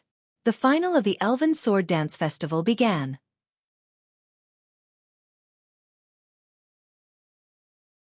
Chapter 1797. Before Noah opened his eyes again, his sharp senses allowed Noah to sense that something was wrong. At this moment, within the range of Noah's senses, everything seemed to have lost its vitality and was filled with an aura of death. Noah opened his eyes. The scene in front of him was an extremely vast and huge city. It was not an ordinary city, but was filled with the traces of time, as if it had been abandoned for a long time. The sky was dark gray without any light. Around him were buildings made of huge stones, which looked like sacrificial halls. The rubble was piled up like a mountain. The ground seemed to have weathered and was full of cracks. This abandoned city was located in a sea of trees filled with strangely shaped trees, as if it had existed since the birth of the world, and was filled with an ancient aura. However, in that aura there was not a trace of vitality. In the world of the elemental spirits, elves should be everywhere and exist in all kinds of environments. However, in this abandoned city, Noah did not sense any elves' aura. No wonder this place is called an abandoned city. Even elves have given up living in this place? This was a very inconceivable thing. It should be known that even if it was an abandoned place, logically speaking, there should still be elves. For example, in swamps, elves with poison attributes like to live there. For example, in deserted deserts, elves with fire attributes and a preference for hot and dry environments would also live there. In the world of the elemental spirits, there were so many types of elves that they could be found everywhere. It was absolutely inconceivable that there wasn't a single sprite in existence. However, we can't rule out the possibility that elves that only appear at night live here. Thinking about this, Noah patted his cheeks. Now is not the time for archaeology. Let's start implementing the action plan that we set yesterday. After that, Noah raised his hand high up in the air towards the gloomy sky. A surge of magical power suddenly rose from Noah's body, turning into a gust of wind that swept the surroundings and raised the sand in the sky. Like a whirlpool, with Noah as the center, it kept spinning. Clang! An extremely complicated and mysterious geometric magic array suddenly rose from Noah's hand and flashed in front of the palm facing the sky, emitting a faint light. The surge of magical power from Noah's body suddenly turned into a stream of air and poured into the magic array. Suddenly, under the infusion of a huge amount of magical power, the complicated and mysterious geometric magic array expanded little by little, and finally expanded to a diameter of tens of meters. "This should be enough, right?" Noah muttered and then suddenly chanted, "Cast." The huge magic array that was spinning suddenly came to a halt. In the next moment, a huge beam of light shot up into the sky and shot towards the sky. Amidst the violent tremors in the atmosphere, the dark gray clouds in the sky were dispersed and lit up the entire gloomy abandoned city. During the elven sword dance ritual, Noah did not use the magic cannon except for the unfriendly greeting with the elven envoys of the Purgatory Apostles at the beginning.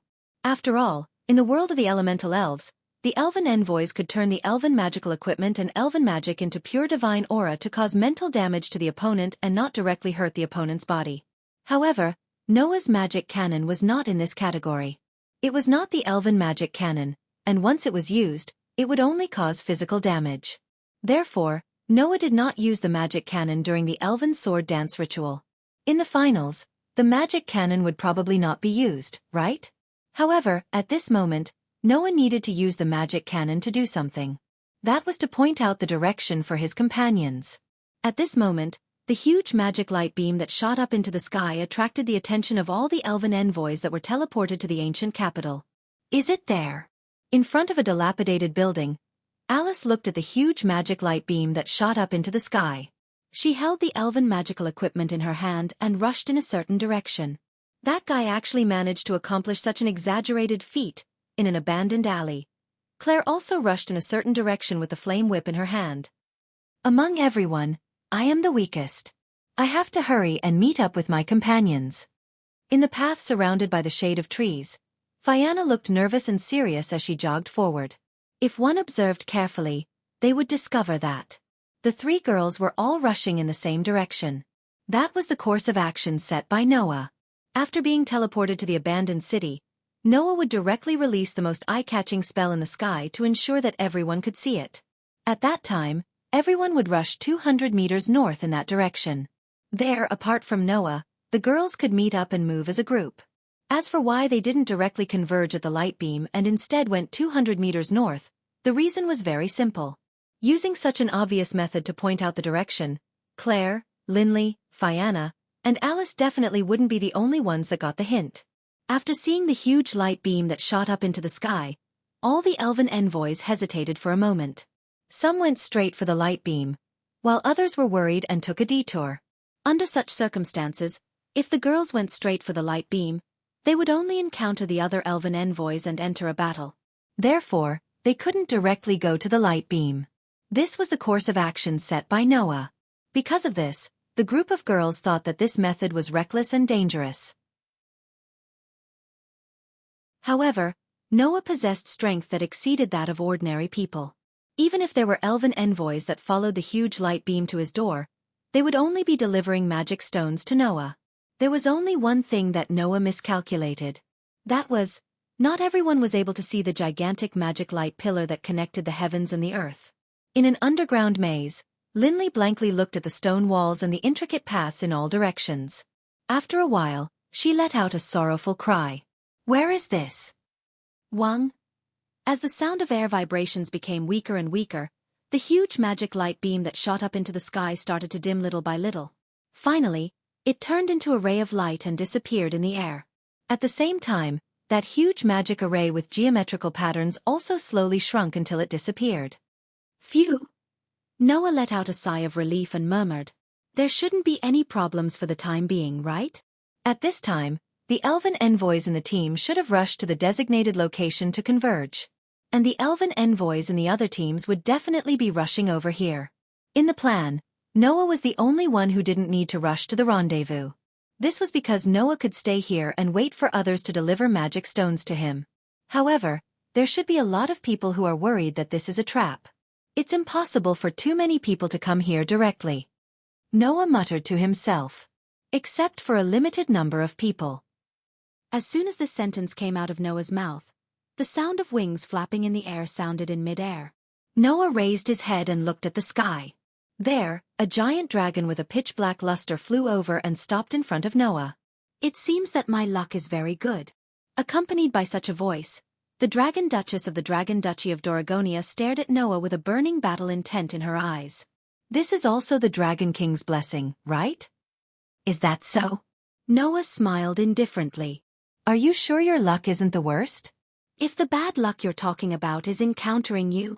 A rather heroic smile appeared on Leola's delicate and cute face. "Sorry, I think my luck is really good." As soon as he said that, the huge black dragon flying in midair immediately opened its ferocious dragon mouth, and surging black flames suddenly surged within. In the next instant, the pitch-black flames turned into a flame breath that fell from the sky. Like a burning meteorite, it shot toward Noah.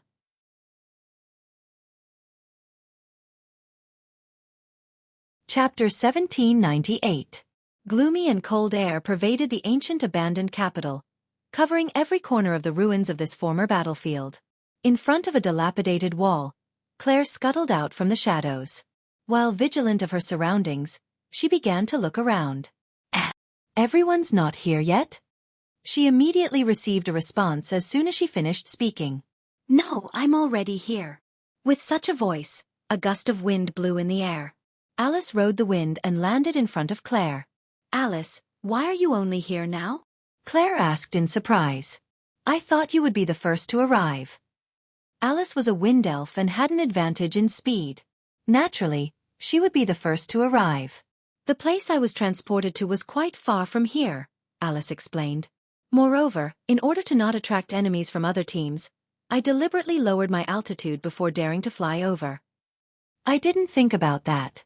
Claire suddenly understood, but then became worried again. "Then Linley and Fayanna couldn't have been transported to a very far place, right?" "It's possible." Alice nodded. "However, you don't have to worry about Linley. As long as she doesn't encounter an ace general or an elf messenger, escaping shouldn't be a problem." "The problem is Fayanna." Claire continued Alice's words. "Fayanna hasn't received proper elf messenger training. Her combat ability isn't strong, and she hasn't undergone wilderness survival training. It's a problem whether she has enough stamina to get here." "Yes." Alice sighed. "I really hope your highness can get here safely."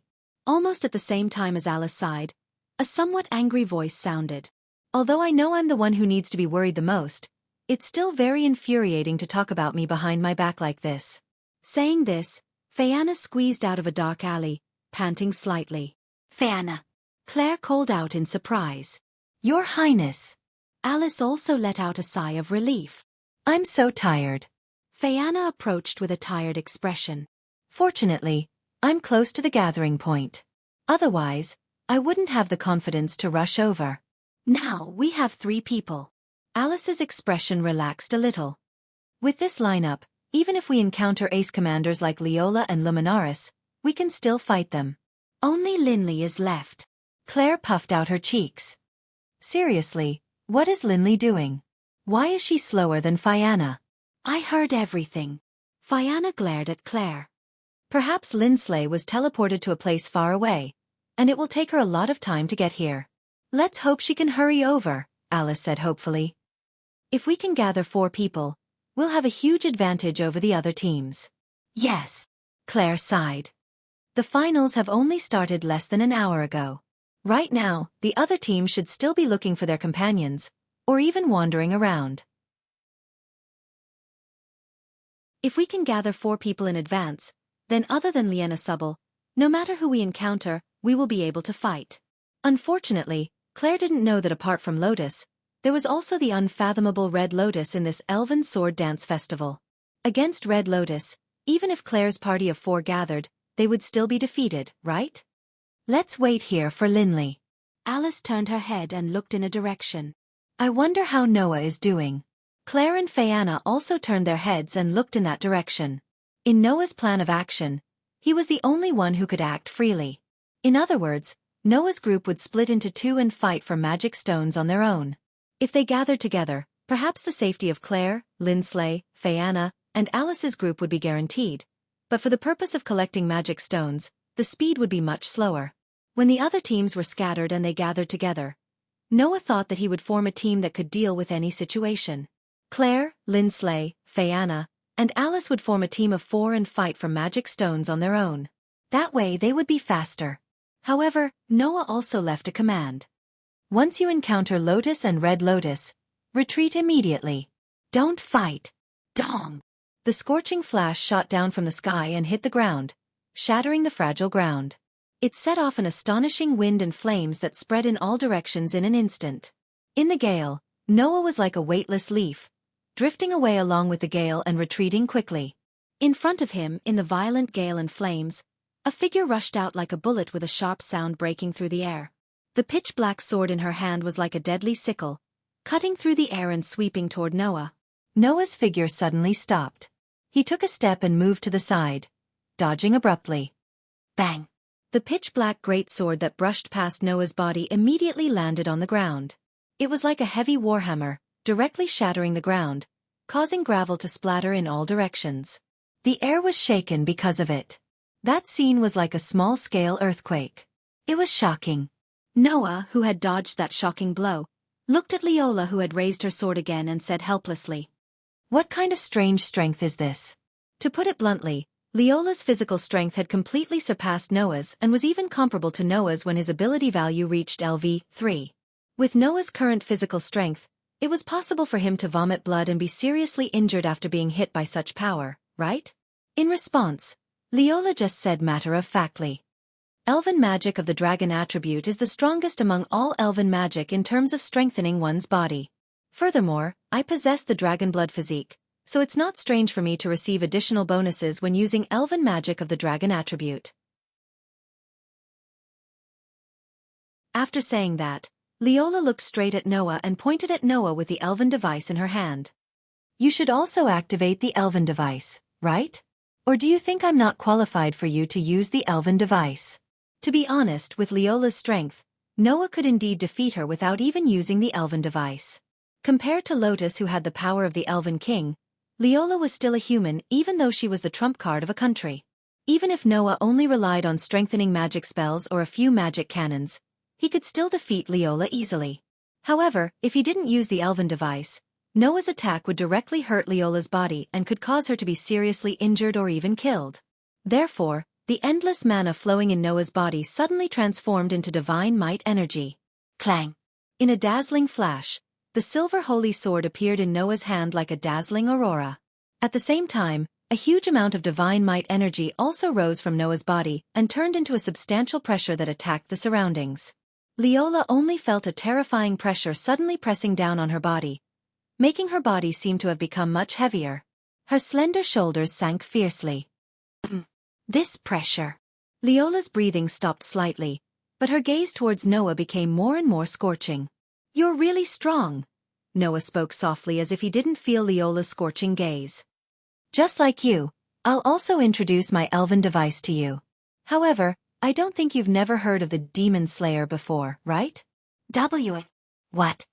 Leola's expression changed. "That's the holy sword used by the Saintess of Salvation?" "That's right." Noah raised the holy sword in his hand and pointed it at Leola. "The sword in my hand is the holy sword that killed the Demon King." Leola stared at the elven device in Noah's hand and smiled after hearing that. Very good, very good. Now it's worth fighting with all my strength." However, at this moment, something strange happened.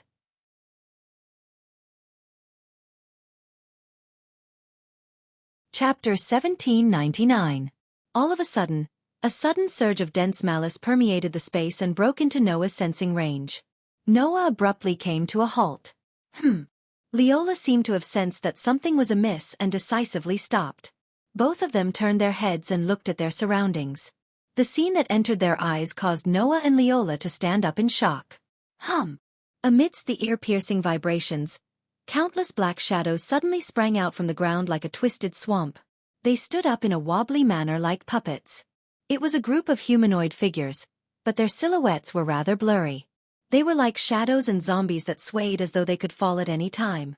Malice that was visible to the naked eye transformed into pitch-black resentment that lingered around the silhouettes of the black shadows. In the blink of an eye, Countless black shadows emerged from the ground and surrounded Noah and Leola. "What's that?" Leola stood up in surprise. "Are those elves?"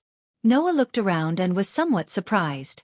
At this moment, a voice sounded in Noah's mind. "Master," Aster suddenly spoke. "Those are crippled elves." Crippled elves? Noah was stunned. This was because he had never heard of any crippled elves in this world. Asta was naturally aware of this matter and explained it out loud. Crippled elves are a type of undead. If elves have too much resentment when they are annihilated, they will lose their spirituality and turn into undead that wander the land. This abandoned city used to be the final battle site of the Elven War. Many elves died, and those elves have turned into undead without reason and remain here. After saying that, Asta said this in an indifferent voice. "In the past Elven Wars, although I didn't belong to any of the 5 Elven Kings or the Dark Elven Kings camp, the Elven Kings were quite wary of me. Because of this, many elves who belonged to either of the 2 camps came looking for me and were destroyed by me. I'm afraid that it's because Master used me that these crippled elves with strong resentment appeared." The facts proved that Aster's guess was completely correct. There was no other reason. The black shadows that emerged from the ground immediately turned their shapeless faces toward Noah, who was holding the demon slayer, and let out a roar full of resentment. The roar that sounded like a malicious spirit from the abyss made Noah and Leola extremely uncomfortable and frowned at the same time. In the next second, hundreds and thousands of black shadows that were like a black wave suddenly rushed toward Noah and Leola from all directions. "Humph." Leola snorted coldly and looked at the sea of black shadows that rushed toward her with deep disgust in her eyes. "A bunch of filthy things. Disappear." Then, Leola raised the pitch-black sword in her hand and fiercely swung it at the group of black shadows that rushed toward her. From the movements of the black shadows, it could be seen that they might have been very famous and powerful elves when they were alive. But in the situation where only resentment was left after death, these black shadows were not worth mentioning at all in terms of individual strength. At least, in the face of an elven envoy like Leola, even if there were thousands or tens of thousands of these black shadows, they would only be courting death. However, Noah, who vaguely felt that something was wrong, almost reflexively called out, "Wait!" Leola was slightly taken aback. But at this moment, the elven device that Leola swung out had already arrived in front of the black shadows that rushed toward them. Slash! As the cold sword light flashed, a crisp tearing sound resounded. Nidhogg, who was known as the strongest dragon elf in the Dragon Emperor Knight Legion, neatly cut apart the dark shadows that pounced at him one after another. The black shadows that had been cut in half roared with resentment and disappeared into the void. With a casual strike, Leola annihilated dozens of crippled elves. But at the same time, the luster on the pitch-black sword in Leola's hand suddenly dimmed as if it was blinded. This scene made Leola's expression change abruptly. Divine might has been weakened? Noah's expression also darkened. "I knew it wasn't that simple. Those so-called crippled elves had the ability to weaken divine might." No, it couldn't be called an ability. It should be said that as long as one came into contact with those black shadows, one's body would more or less be stained with filth. Which G had to maintain a pure body and mind at all times in order to unleash her power. If the elven magic device was stained with filth, then its divine might would naturally be weakened. Noah had reason to believe that. If they were swallowed by the black shadows, then other than him who had endless divine might and wasn't afraid of being weakened, Leola and Aster's divine might would be plundered clean. Therefore, even Noah had to be careful not to let the demon slayer touch those black shadows that were filled with resentment. But apart from that, there's nothing else to pay attention to. Looking at the large number of black shadows that rushed toward him like a tide, Noah calmly raised his hand and pointed forward. "Besides, I don't have to be merciful when dealing with existences like you." A complicated magic array with geometric patterns appeared in front of Noah's palm. Inside, a huge amount of magic power gathered. Boom! Like a flash of light, the beam of magic power exploded in the tide of pitch-black shadows that blotted out the sky and earth, turning into an astonishing impact and fire wave that suddenly shook and expanded, covering the shadows that were roaring and pouncing in one direction. Instantly, those black shadows were annihilated by the explosion of light and wave of fire, not leaving a single trace behind. It was as if they never existed in the first place, disappearing without a trace. On the other side, Leola seemed to be wary of those black shadows and didn't dare to touch them anymore. She suddenly threw the pitch-black greatsword in her hand into the air. The pitch-black greatsword emitted a dazzling radiance and gradually turned into a pitch-black dragon within the radiance. It roared towards the sky and spat out a scorching flame breath towards the large number of black figures below that were like waves. Boom! There was another shocking explosion. The flames spread out like a storm, incinerating the black shadows one by one. In the two shocking explosions, the ground unknowingly cracked open. Just as Noah and Leola were preparing to annihilate all the crippled elves around them in one fell swoop, the ground couldn't withstand the continuous bombardment and suddenly burst open. Caught off guard, Noah and Leola fell into a bottomless pit under the collapse of the ground. The shattered ground lifted up countless rocks and debris. Immediately, like a great earthquake, the bottomless pit was buried. After an unknown amount of time, the tremors on the ground began to stop. The bottomless pit was also completely buried by the gravel and debris, without a single gap. A sea of black figures surrounded the crater that was filled with gravel and debris. They were like puppets that had lost control, swaying on the spot.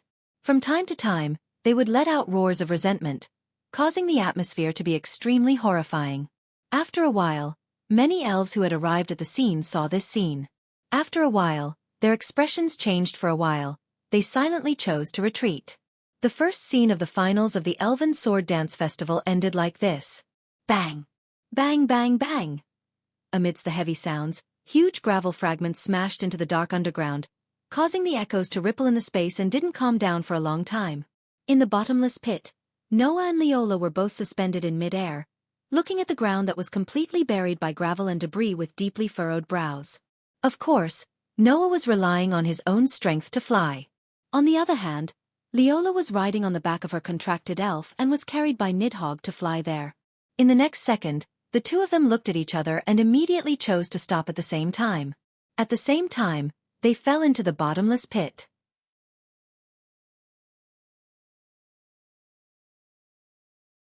Chapter 1800. 1. As soon as Leola landed on the ground, Nidhogg shuddered and turned into light particles, disappearing on the spot. Leola, who was riding on Nidhogg's back, fell from mid-air. Although she stabilized herself and didn't fall, her body softened and half-knelt on the ground. Noah, who also fell from mid-air, looked at the feeble Leola in a daze. "What happened to you?" "I'm fine," Leola panted and spoke weakly. "It's just that my divine power was slightly depleted." "Too much divine power was lost?" Noah understood. "Was it taken away by those useless elves?" "Although it was only for a short moment, I was indeed touched by many useless elves." Leola nodded.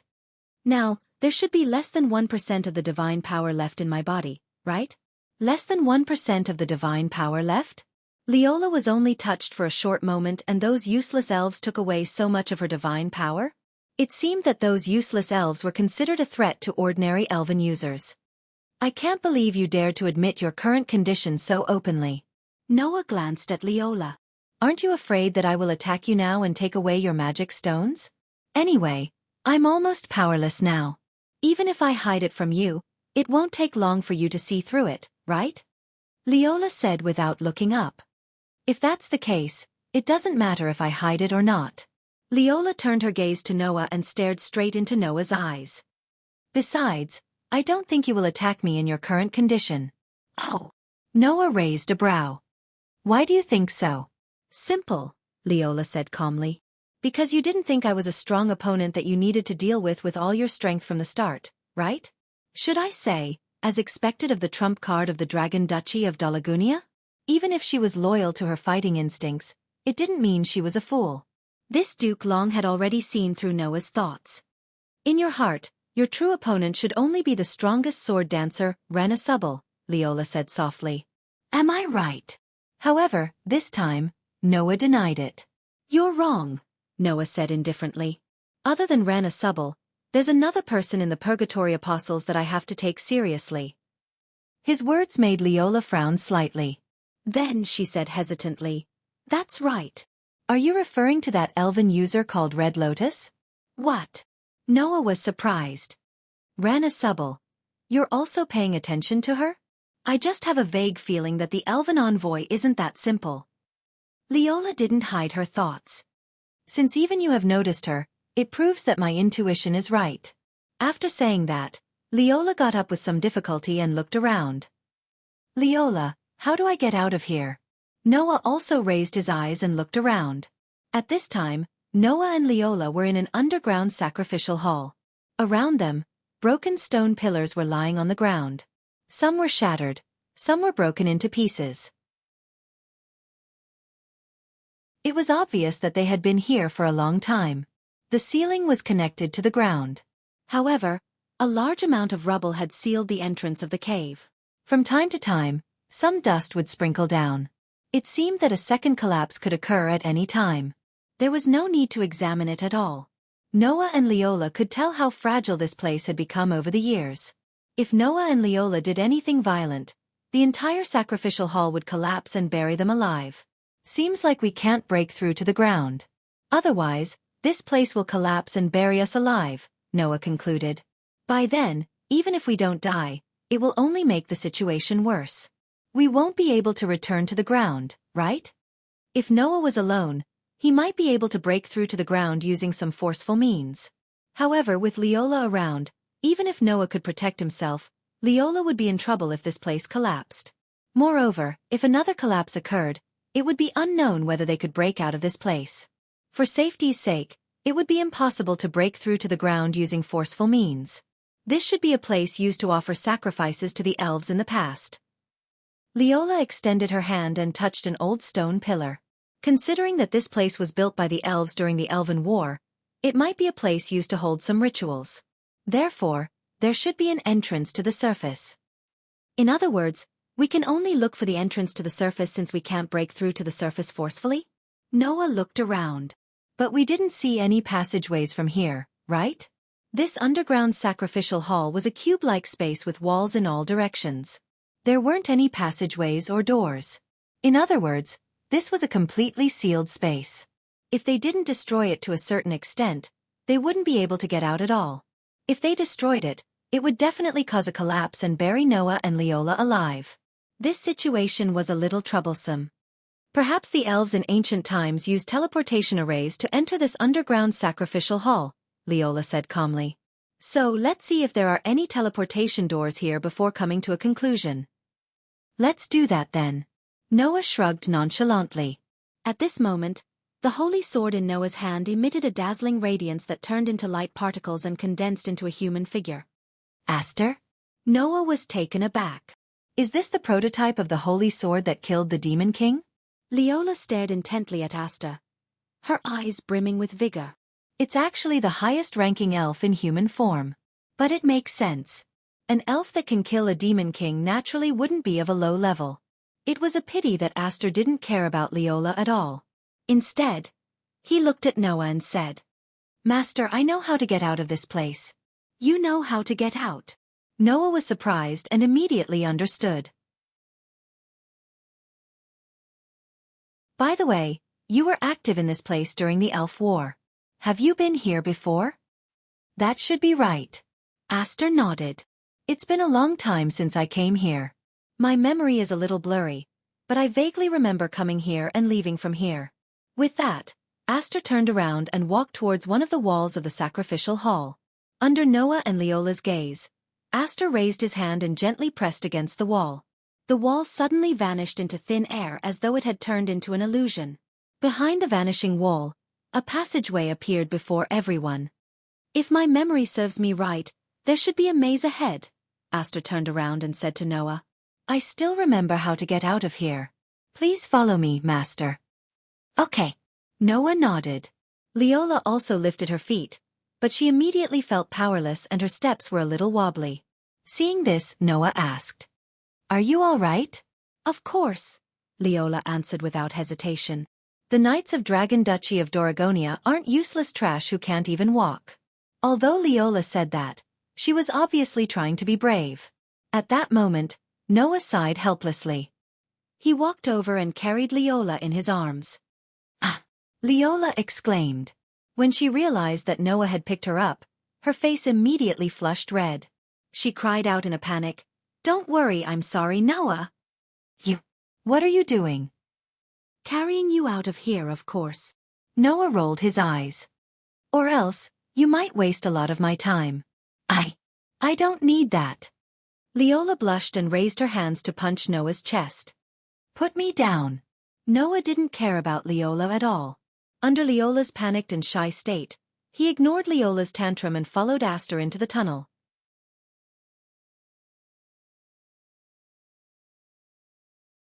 Chapter 1801. Tap, tap, tap, tap. In the dim passageway, the clear sound of footsteps echoed around.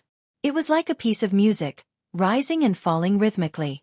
As the guide, Aster held a piece of elven ore used for illumination and walked at the very front. Noah, on the other hand, carried Leola and followed behind Aster, walking forward as well. Leola seemed to have stopped making a ruckus, but her pretty face was red as she curled up in Noah's arms. She muttered in disbelief as if she felt humiliated. I didn't expect that one day I would be taken care of by my opponent, and it's a man. Is there something wrong with your sentence? Noah was speechless. It's because he's a man that he should take care of a woman, right? Are there no gentlemanly men in the Dragon Duchy of Doragonia? How would I know? Leola glared at Noah in embarrassment. Her face was still red. I've never been so close to a man before. Well, you're a magus maiden who has to maintain a pure body and mind. I can understand that, Noah said hesitantly. But I'm worried about you magus maidens when you get married in the future. Then that kind of thing. Leola didn't seem to have thought about this question. After a moment of silence, she said so. Of course it'll be arranged by the country, right? Yeah. Noah narrowed his eyes. So, if I really go to the Dragon Duchy of Doragonia, you'll really marry me? Marry. Leola's mind started to wander. Her face was so red that it looked like it was boiling. Under the shame and anger, Leola struggled and kicked up a fuss again. She even started to speak incoherently. Who wants to marry a man? You're not going to marry a man. Noah was stunned. Do you want to marry a woman? Leola's tone was stifled. It was unknown if she felt embarrassed or if she had simply given up on herself, but she didn't know what to say. Can't I? I really don't know if it will work. Noah had the urge to cover his face. At least, I've never seen anyone do that around me. Just because others can't do it doesn't mean that I can't. She then realized that her words were too fake, and her face turned redder and redder. In short, put me down first. Fine. Noah rolled his eyes. You should have recovered some of your divine might. At the very least, you should have no problem walking, right? After saying that, Noah put Leola down. The moment her heels touched the ground, Leola immediately jumped away and distanced herself from Noah. She clutched her heart and panted heavily. My heart is beating so fast.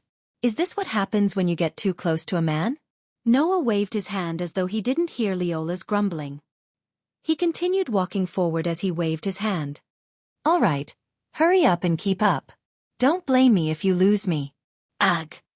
Leola frowned. I feel like I can't let it go. Undoubtedly, I'm here to have a showdown with you. Despite saying that, Leola still obediently followed behind Noah and Aster.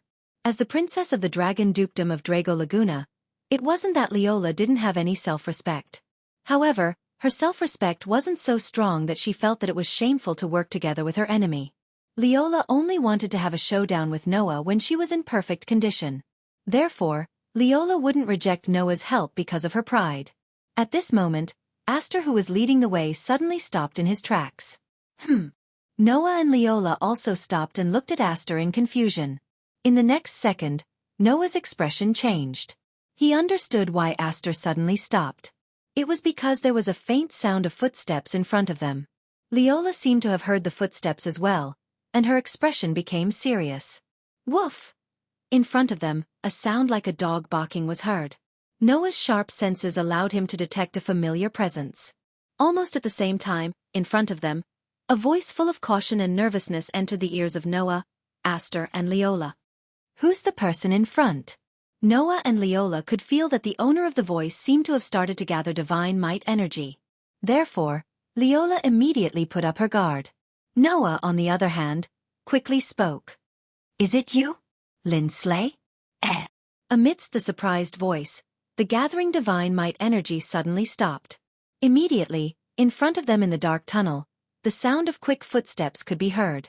Not long after, a girl with luxurious light golden hair that reached her waist and a white wolf beside her ran over. She looked at Noah with eyes full of surprise. Noah. It was Lindsley. The white wolf was Lindsley's contracted spirit, the magical ice spirit Fenrir. The barking sound just now was made by Fenrir. It's really you, Lindsley. Noah was very surprised. Why are you here? I want to know too. Lindsley ran over with a face full of tears. When the competition started and I opened my eyes, I was already here. This is a maze. Not only can I not get out, but I can't even see the signal you sent. There's no way to carry out the plan you set. From Lindsley's teary look, it could be seen that this girl was very anxious to get out after being teleported here. Even Fenrir whimpered in front of Aster as if it had been wronged. Aster, who was more or less indifferent to other humans, was not so repulsed by elves. He directly reached out and patted Fenrir's head, making Fenrir let out a sound of comfort. Undoubtedly, it was an alpha wolf, but it acted like a dog. Even the sound just now sounded like a dog barking. It really made people speechless. Meeting a companion in an unexpected place made Noah's heart heave a sigh of relief. If he had not accidentally barged into this place, it was likely that Lindsley would have been wandering in this underground maze until the end of the competition. Only Leola calmly analyzed the situation in front of her. To be able to meet a companion in this situation, it seems like luck is on your side. Lindsley only noticed Leola's presence when she spoke. Looking at Leola, who was following behind Noah, Lindley cried out in surprise. Why would the Dragon Duchess of Dragon Dukedom of Dragonia appear here? Since you and Noah Dole can appear here, why can't I appear here? Leola frowned. Besides, the chances of meeting each other in a place like this are extremely low to begin with. You should be asking why Noah Dole is here, right? That kind of thing, there will be plenty of time to ask in the future. Lindsley looked at Noah and Leola suspiciously. What should be more surprising is why the two of you are moving together, right? It's a long story. Noah sighed. I can only say that man proposes but God disposes.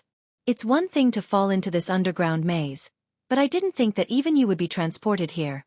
I wonder if Claire, Lindley, and Alice would also be transported to a place where we can't see the signal.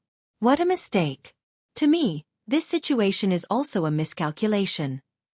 Leola said regretfully. Originally, I should be having an intense sword dance with you.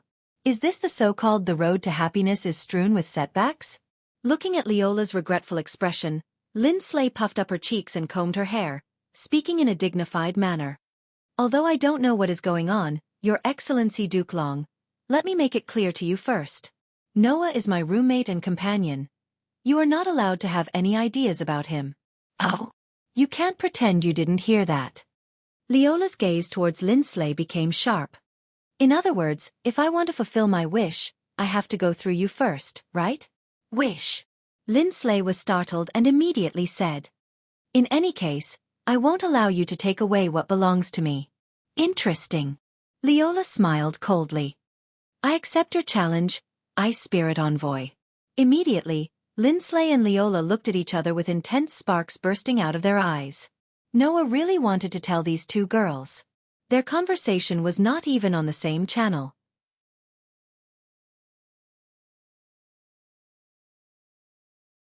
Chapter 1802. In this tense atmosphere, Lindsley and Leola did not really fight in the end. Leola's god's might was still recovering, so she wasn't in her best condition. If she fought Lindley in this condition, it would be very difficult. If she didn't pay a price, she wouldn't be able to win, so she gave up. Lindsley, on the other hand, gave up on her hostility when she knew that Leola was not fully recovered. I am a noble, Lindsley said matter-of-factly. Making a move in this situation is simply taking advantage of the situation. As a noble, doing such a thing will only lower your status. That sounded like something Lindsley would say. Regarding this, Leola felt both agreement and non-committal. The Elven Sword Dance Festival is not a simple sacrificial ceremony. There are countless countries that want to win by hook or by crook. If you don't make a move against me when I am at my weakest, perhaps you will not be able to find a chance to defeat me easily in the future. I never thought of winning easily. Lindsley looked straight at Leola, her eyes unusually firm. I came to the Elven Sword Dance Festival with the determination to win even if I am covered in wounds. Is that so? Leola asked, puzzled. Then if you want to get rid of me now, it should be the wisest thing to do, right? That matter is not the same as this matter. Lindsley pursed her lips and said softly. If I win in this way, even if I achieve my wish in the end, I will not be happy, Malia will not be happy, and Eudia will not be happy. Is that so? Leola seemed to have noticed something and nodded. Then let's just say that I have offended you. Suddenly, an indescribable silence filled the surroundings.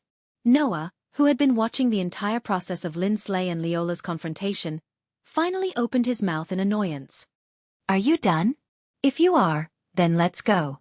Lindsley and Leola's spirits were lifted as they braced themselves. Aster. Noah turned his head and looked at Aster, who was playing with Fenrir. Please continue to lead the way. Yes, master. Aster stopped very straightforwardly, but he did not continue forward. Instead, he placed his hand on Fenrir and with a small leap, he jumped onto Fenrir's back. You will be the steed from now on, magical ice elf. Woof. Fenrir barked like a dog again, his tail wagging vigorously as if he was not dissatisfied with this situation. Instead, he was very happy. Hey! Lindsley protested. Fenrir is not a steed. However, Aster did not care about Lindsley's protest, and patted Fenrir's neck. Fenrir immediately lifted up his feet happily and walked forward. Lindsley stared blankly at this scene, and after a while, she started to shout as if she was hopping mad. Fenrir! You are my contracted elf. Don't listen to others'. Lindsley chased after him indignantly as she shouted these words. Noah and Leola laughed at almost the same time. Especially Noah, looking at the emotionless Aster who was riding on Fenrir's back as usual. His heart was somewhat happy. It seemed that Aster's condition was finally returning to normal, and he was not as listless as before. This was undoubtedly a good sign. Just as Noah was about to follow with a trace of joy, suddenly, Noah felt a strong gaze on him. Noah's footsteps suddenly stopped, and he abruptly turned his head to look in the direction of the gaze. Unfortunately, before that, the gaze that was cast on Noah had completely disappeared. Thus, when Noah turned his head and looked in the direction of the gaze, what entered his eyes was the same as before, a passageway surrounded by stone walls. Noah's strange behavior attracted Leola's attention. What's wrong? Leola followed Noah's gaze and looked behind. Did you discover something? Noah's eyes flickered slightly, and soon after he shook his head. No, it's nothing. It's probably just my imagination. After saying that, Noah directly lifted his feet and walked forward. Although Leola was still somewhat puzzled, she did not say anything and followed him. The group of figures gradually began to move further away. The dim passageway once again regained its silence. At a corner of the passageway, a petite figure silently appeared there, watching Noah's group gradually moving further away in silence. Clear footsteps sounded again in the dim passageway. However, this time, the number of footsteps had increased slightly, causing the atmosphere to become livelier. Aster, who was sitting on Fenrir, seemed to be patting his neck to make his mount move in the direction he pointed. It seemed like this was not the first time he used this method to move, which made Noah a little curious. Aster, could it be that you used to have a personal mount?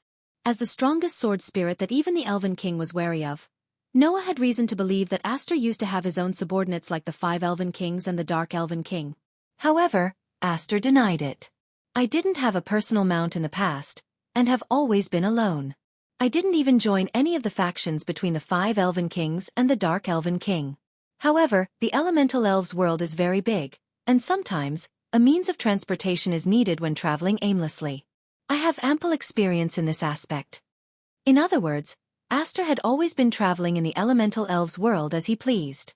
Once he was tired, he would simply grab a mount and use it as a means of transportation? Should it really be said that he was the strongest sword spirit? I know that Aster is very powerful. Lindley seemed to be somewhat indignant. But my Fenrir is not a mount, but a noble white wolf.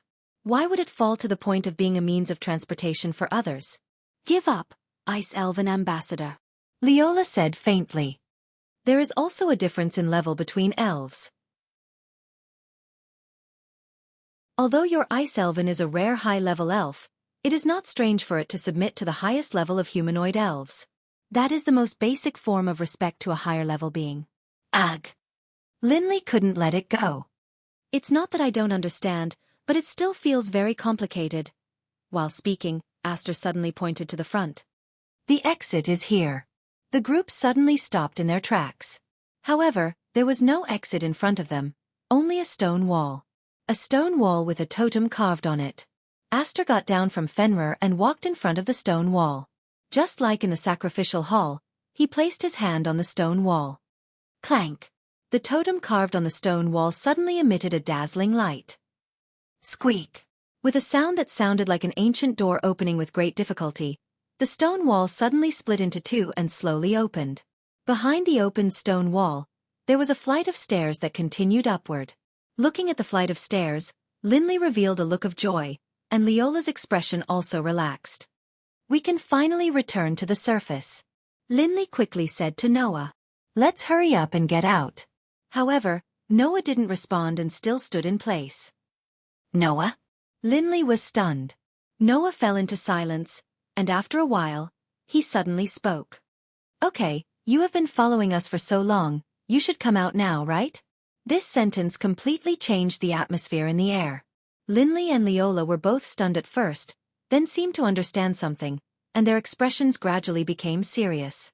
In front, Aster also turned his head and looked in a direction. Even Fenrir seemed to have sensed something as it bared its fangs at the dim passageway. Under such circumstances, Noah slowly turned around and looked forward. What? You don't plan to come out? Do you want me to ask you to come out? Everyone suddenly went silent. Everyone silently looked forward, and their bodies began to emit some divine aura. In the next second, a young voice suddenly sounded. Sure enough, we were discovered? Accompanied by such a voice, a petite figure walked out from the dark passage ahead.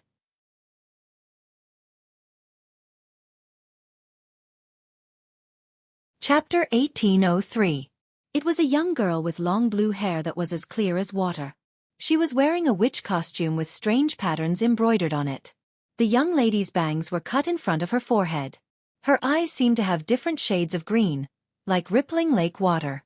Her figure was rather petite, and her age was even younger than Aster's. However, there was an indescribable cuteness about her. Looking at the petite girl slowly walking out from the dim passageway, everyone was stunned. Because no one thought that the person hiding in the side would be such a young girl. Furthermore, the witch's attire that the girl was wearing was not the uniform of any of the four teams. Fairy's Tale, Purgatory Apostles, Saint Spirit Knights, or Dragon Emperor Knights. In other words, she wasn't a participant of the Elven Sword Dance Festival. But, if she wasn't a participant of the Elven Sword Dance Festival, then how did she enter the abandoned city? After the abandoned city became the venue for the finals, the House of God set up a barrier around the abandoned city. No one could enter or leave freely, and even the contestants could not leave the barrier.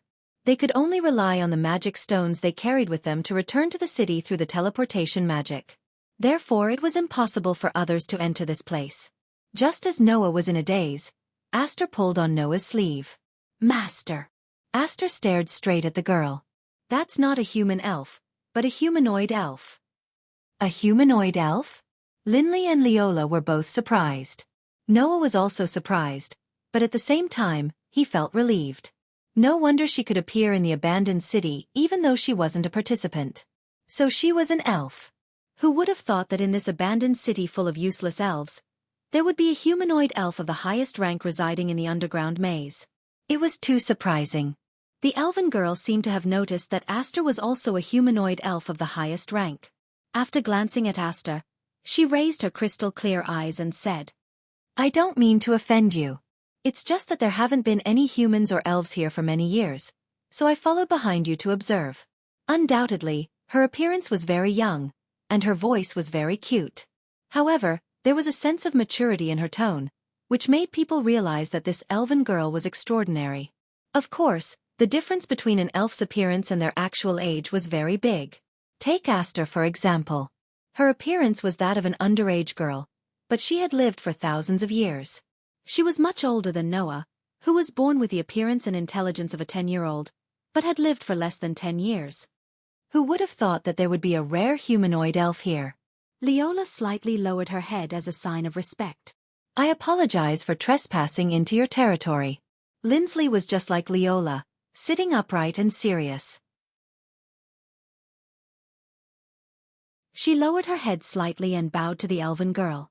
This was the etiquette that which G had to show in front of high-ranking spirits. After all, many high-ranking elves were difficult to communicate with, and their tempers were also very strange. If they weren't treated well, it would be normal for 1 or 2 cities to be destroyed when these high-ranking elves caused a ruckus. For this reason, one of the compulsory courses for which G was to learn how to communicate with elves, and even how to appease the violent and furious elves. However, this elven girl didn't seem to be as hard to please as the other high-ranking elves. She shook her head at everyone. There's no need to apologize. I'm just imprisoned here and can't get out. Therefore, this isn't my territory. Imprisoned? Everyone was stunned. That's right. The elven girl nodded slightly. Some kind of seal has been placed on my body. Right now, this body of mine doesn't have any energy or memories of the past. I can't even leave this underground maze. I've been imprisoned here for 3 years. Everyone looked at each other in dismay. Under such circumstances, the elven girl continued to speak. Therefore, you don't have to be wary of me. I don't have the ability to affect you at all, and there's no need to apologize. Although I've lived here for a few years, I've never treated this place as my territory. I have no reason to blame you for trespassing. You can rest assured. Is that so? Linley couldn't help but ask. In other words, Miss Elven can't leave this place and has been living here without any memories? Yes, the elven girl said expressionlessly. Fortunately, elves don't need to eat or drink. Even if there's nothing here, I can still live here. But this is the remains of a battlefield from a long time ago. The only ones living here are elves who are like the incarnation of resentment. Even if there are other elves living here, I reckon that they are magical elves whose brain structures are completely incomprehensible. Judging from your appearance, you don't seem to belong to either of these 2 types of elves. In this abandoned city, you're clearly the only normal elf. Don't you feel bored living in a place like this? It's all right. The elven girl shook her head and said, I'm already used to it. Linley and Leola didn't know what to say. Their expressions became complicated. Even Noah began to frown. He felt a little uncomfortable. After all, it was too pitiful to be imprisoned in a place where even ordinary elves wouldn't want to live after losing their memories and powers.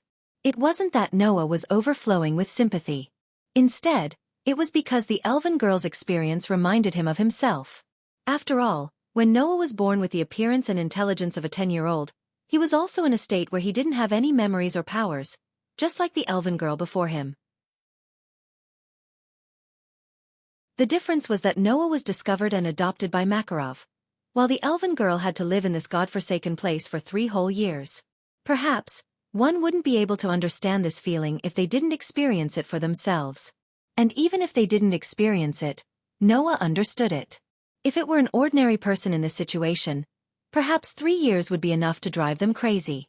I just wanted to watch you leave quietly, but since I've been discovered, there's nothing I can do. The elven girl pointed at the stairs behind Noah's group. But since you've found the exit, you can return to the surface by following that. Let's part ways here. The elven girl turned around and was about to leave. Wait a minute, Linley said almost immediately. Then she looked at Noah and begged. Hey Noah, do you have any way to break the seal on this elven girl? Seal? Noah hesitated for a moment and asked. If it's just a seal, with Astor's strength, he should be able to break it, right? However, Astor suddenly refuted Noah's words. No, the seal on this mysterious elf isn't weaker than mine. It can't be broken by brute force. Not weaker than yours. Noah was stunned. Doesn't that mean? That should be right, Astor said calmly. If the seal on this mysterious elf was put on by someone else, then this person might be the Elf King. Elven King. Linley and Leola jumped up in shock. Even the elven girl didn't seem to think of this. She was stunned. If you want to break the seal on her, you can only follow the unsealing method. Astor raised his head and looked at Noah. Perhaps Phaeana can use the unsealing ritual to break the seal on her body. If you want to break the seal with brute force, You have to summon back your full strength. Noah frowned deeply. Indeed, if he had the authority, he could use the power of the Dragon Emperor avatar and use brute force to break the seal on the elven girl. However, Noah didn't have the authority now. At this moment, Aster changed the topic. Of course, there's another way.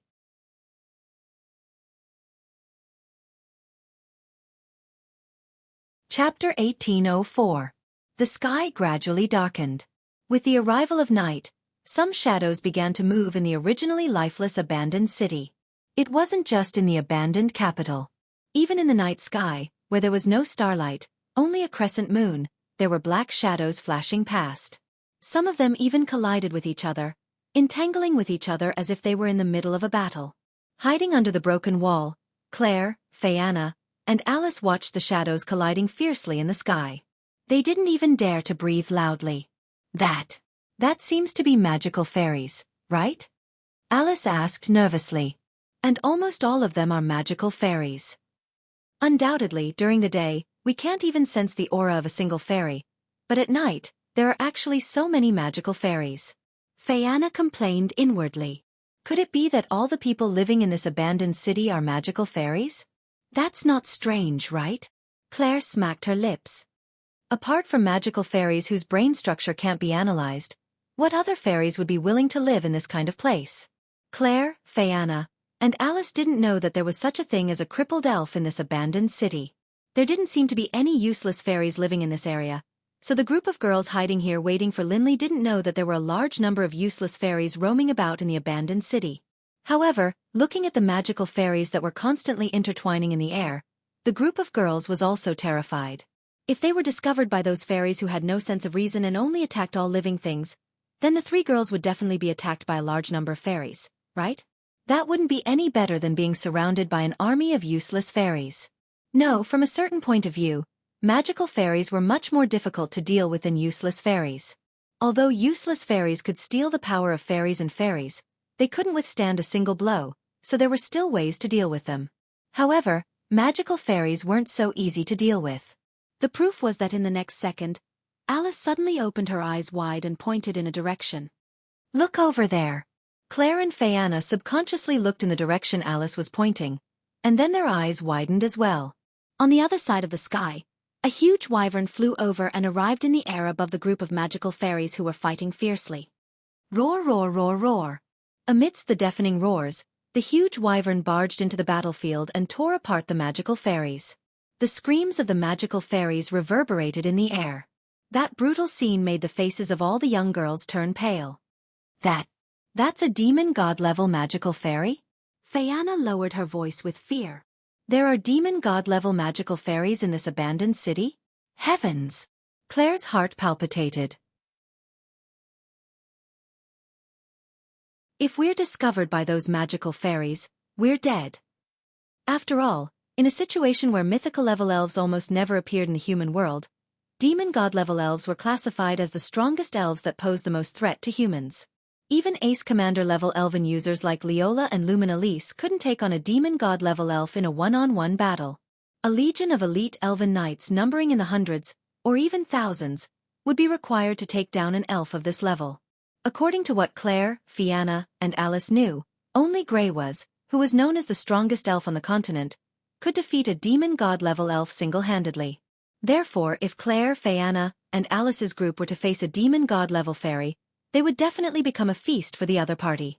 Only Noah and Liena Subble can deal with such a monster alone, right? Alice's palms began to sweat. We can't face such a monster. Do you even need to ask? Phaeana said angrily. Against a demon god-level magical fairy, we can only run.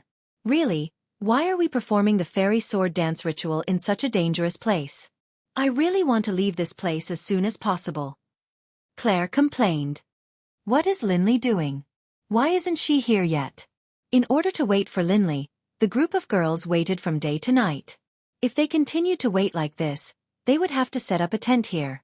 However, if they set up a tent here and were discovered by the night fairies, it would definitely be disastrous. If it was possible, the girls really wanted to quickly move to a more remote building so that they could rest at ease. Moreover, we don't know how Noah is doing. Claire sighed. Is it that tiring on the first day of the competition? We don't need to worry about Noah. The important thing is why Linley still hasn't arrived. Phaeana seemed to have calmed down and hesitated for a moment before saying this. Could it be that she encountered some kind of situation? That's the only way. Otherwise, she definitely wouldn't be this slow. Alice frowned.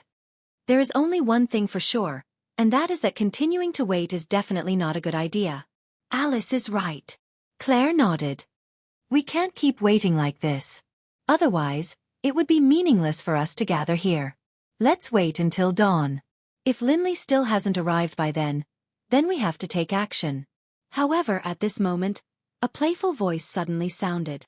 Before that, let's ask the big sisters to do Mauya a favor. The sudden sound caused Claire, Linley, and Alice's group to tremble. They tensed up and turned around, looking towards the source of the sound.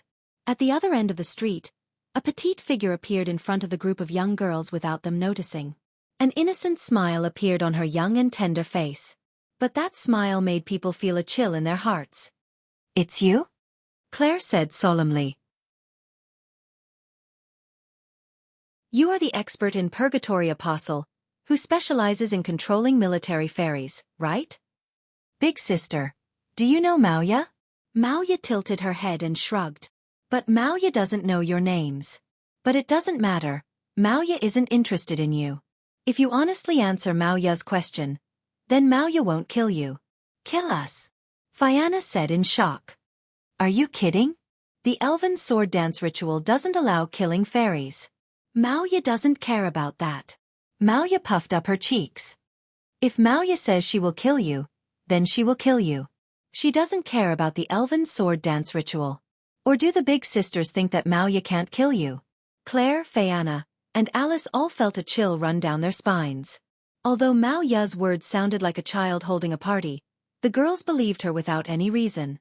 If this girl really wanted to kill someone, she wouldn't hesitate at all. She was a person who could kill without batting an eyelid. She even took killing for granted. Realizing this, the girls felt a chill in their hearts. At this moment, Alice's expression froze, and she suddenly shouted, "Watch out!" Almost as soon as Alice's voice fell, Claire pounced on Phaeana, who didn't even have time to react.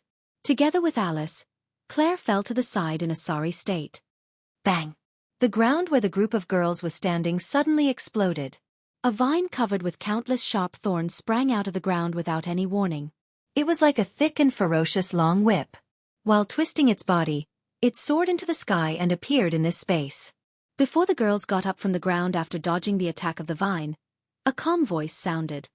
You dodged it? It seems that you have some skills. While saying this, an elfy girl with sharp ears slowly walked out from the shadow ahead and came to Mauya's side. It was none other than Lily.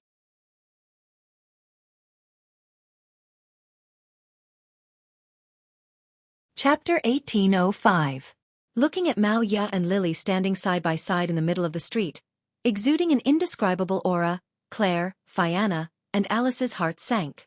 In this sword dance of the elves, the most vigilant target was undoubtedly the Purgatory Apostles. In this team of representatives from the Alpha Empire, every member's strength was very outstanding. If you didn't count the ace of each team, namely Noah, Lotus, Leola, and Luminalise, the Purgatory Apostles were undoubtedly the strongest. Mauya alone was enough to give him a headache. This girl with a cute appearance but a cruel heart, if she could freely use a military fairy, her battle strength would definitely be on par with ace generals like Leola and Luminalise. Lily was more of a scout type. But the attack just now also proved that this girl's strength was also not weak. She was definitely stronger than any of Claire, Phaeana, and Alice. Facing these two opponents, even if there were three of them, the situation was quite harsh. Compared to Claire, Phaeana, and Alice's team, the other side's performance was quite relaxed. You really did make a move, Lily. Mauya stared at Lily. As soon as I saw you disappear, I knew you would definitely launch a sneak attack. After all, I'm not like you. Compared to a frontal battle, it's more suitable to use the assassination method. Lily tightly held a dagger in her hand and glanced at Claire, Phaeana, and Alice. Moreover, if I can smoothly take them down, you won't have to make a move. Although they were all from the same assassin organization, Mauya and Lily were definitely not companions. No. It should be said that in that kind of organization, no one could be treated as a companion. Otherwise, they would be stabbed by the people around them. Therefore, although Mao Ya and Lily acted together, one didn't put the person beside her in her eyes at all. The other was always monitoring the person beside her. There was no trust between them at all. The only thing worth mentioning was that Mao Ya and Lily both had a crazy target in their hearts. Mao Ya's target was Lotus. Lily's target was Red Lotus. Now that Lotus and Red Lotus have decided to act together, Mao Ya and Lily are together. Otherwise, Lily really didn't want to stay with Mao Ya. This was because Mao Ya might kill him at any time if she was in a bad mood. Mao Ya was definitely capable of doing such a thing. And if Mao Ya wanted to kill him, Lily probably wouldn't have any strength to fight back. Before the Education Academy was destroyed, all of the trained assassins had a ranking. At that time, Lotus firmly held the first place and was not surpassed by anyone. Mao Ya was in second place, and people called him a monster. As for Lily, she was only ranked 7th in the academy. If Mao Ya wanted to kill Lily, Lily was definitely not a match for Mao Ya. Of course, that was if Mao Ya had enough military elves to squander. Without the military sprite, Mao Ya was just a fragile little girl. Even Lily could easily deal with her. In other words, Mao Ya was a terrifying existence when she had a military sprite. Moreover, this girl didn't have the concept of good and evil.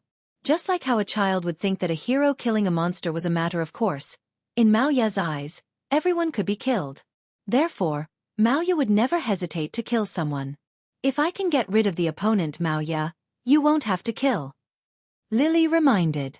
Otherwise, if I really let you kill, your qualifications to participate will definitely be revoked. I already told you, Mao Ya doesn't care about that kind of thing. Mao Ya only cares about my sister. Mao Ya pouted. Lily, you better not meddle in other people's business. But, isn't your target the male elf envoy who's been pestering Lion-sama? Lily tried her best to persuade him.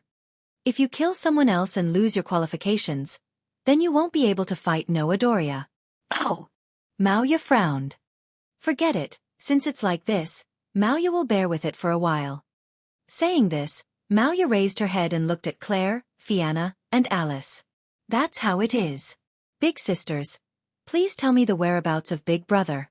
That way, Mao Ya won't have to go through so much trouble to kill you. So you're here for Noah? Alice held the ceremonial pike-shaped elven device tightly in her hand as she shouted in a delicate voice. If that's the case, then there's nothing more to say.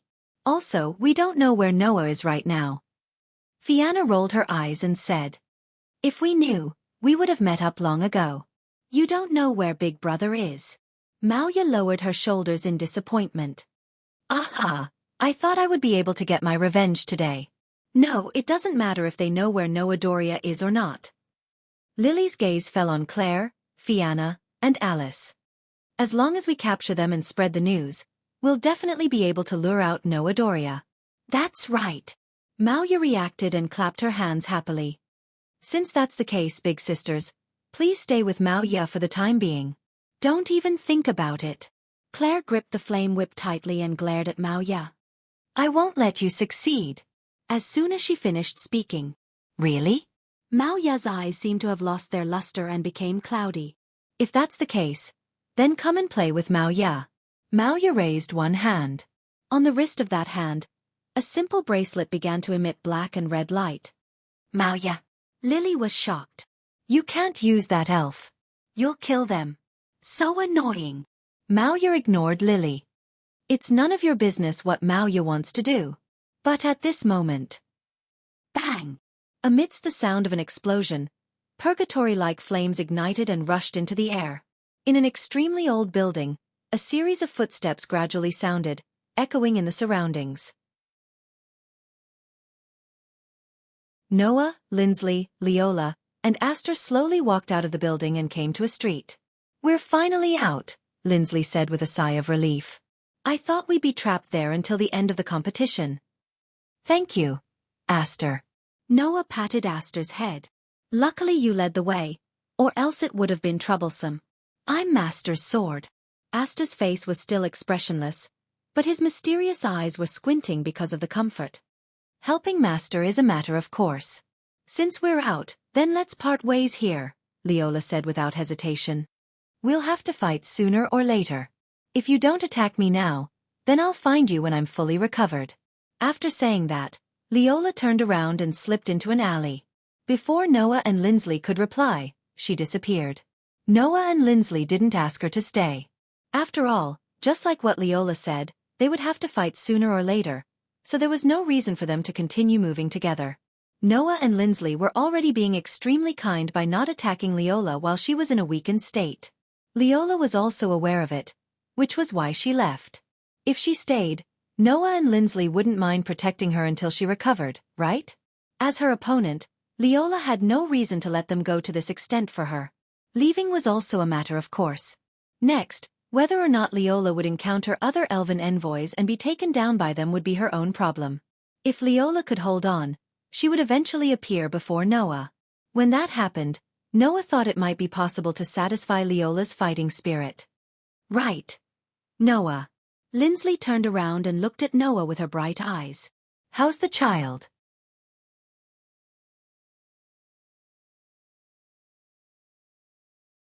Chapter 1806. Under Lindsley's bright gaze, Noah shrugged. With a flip of his hand, a piece of elven ore immediately appeared in his hand. It was the most common piece of elven oregon. However, this piece of elven ore flickered with a ripple-like luster, looking very dazzling. Looking at that piece of elven ore, Lindsley hurriedly spoke. Miss Elven, are you all right? As soon as Lindsley's words fell, a sound came from the elven ore in Noah's hand. I'm fine, I don't feel any discomfort. The elven girl who had been sealed and had lost her memories and power was now sealed in this elven ore. Elven ore could be used to seal elves and use the sealed elven's power. However, this kind of use was mostly a one-time use. After using it, the sealed elven would leave. In order to bring the elven girl out of the underground maze, Noah followed Aster's suggestion and sealed her in this elven oregon originally. There was a barrier in the underground maze that could imprison the elven girl, making her unable to leave. That kind of barrier was the type that could be continuously regenerated. Unless the core was destroyed, otherwise, even if Noah used Aster's power to break the barrier, it would immediately recover. It would be of no use. Therefore, Aster suggested that Noah use the elven ore to seal the elven girl inside and bring her out of the underground maze. This way, with Noah's curse resistance, if he carried the elven ore with him, the barrier would not work. Therefore, Noah brought the elven girl out of the underground maze. As for the seal on the elven girl that made her lose her memories and power, it could only be removed through a proper unsealing ceremony. This ceremony was not very difficult. Usually, the more profound witch of the gods' parliament would know how to do it. Since this was the case, as a former elven princess candidate, Phaeana had no reason not to know the unsealing ceremony. Noah's plan was to wait until the end of the Elven Sword Dance Festival, then let Phaeana help the elven girl with the unsealing ceremony. But, ordinary elven ore can be used to seal the highest-ranked elven in human form. It's really unbelievable. Lindsley sighed. For a high elf like Miss Elf, her power should be sealed by the blood of the Elf King. Even so, I've already lost my powers. I'm just a half-assed elf with empty ranks, the elven girl said. Thus, even if it was an ordinary elven ore that sealed me, it would not be strange at all. Wait until the Elven Sword Dance Festival is over. Our companions will be able to remove the seal for you so that you can regain your strength and memory, Noah said to the elven ore in his hand. Before that, I'll have to trouble you to stay in the spirit ores for the time being. It doesn't matter. Being able to leave the underground maze is already something worth celebrating. We can take our time with the rest. The elven girl's voice didn't sound anxious at all, as if she really wasn't in a hurry at all. Compared to the lifeless underground labyrinth, the feeling of staying in the elf ore is much better. You can just do what you want to do. There's no need to worry about me. That's good. Noah smiled. Then, please take a break for the time being. After saying that, Noah took out his gift card and stored the elven ore that sealed the elven girl into the gift card. If he carried it with him, Noah was worried that he would accidentally make a mistake during a battle. However, if he stored it in the gift card, he wouldn't have to worry about that. After all, the gift card could be summoned at will. Normally, he could completely make it disappear as if it was hidden in his body. There was no need to carry it around as he wished. After seeing Noah storing the elven ore in the gift card, Linley seemed to be relieved. She asked Noah. Then, Noah, what should we do next? Hearing that, Noah was just about to answer when a shrill roar suddenly shook the air. Roar, roar, roar, roar. The shrill roar shook the atmosphere, causing the ground to tremble slightly. What's wrong? Linley was shocked. What happened? Noah didn't answer. Instead, he turned his head abruptly and looked in a direction. There, a huge pillar of fire soared into the sky, setting off bursts of raging fire. Like a shock wave, it attacked in all directions. And in the pillar of fire that soared into the sky, a huge figure gradually appeared. It was an evil spirit whose entire body seemed to be formed by magma. Its body was constantly burning with flames, and its eye sockets had a red glow like a furnace. The evil spirit held a very thick flame whip in its hand.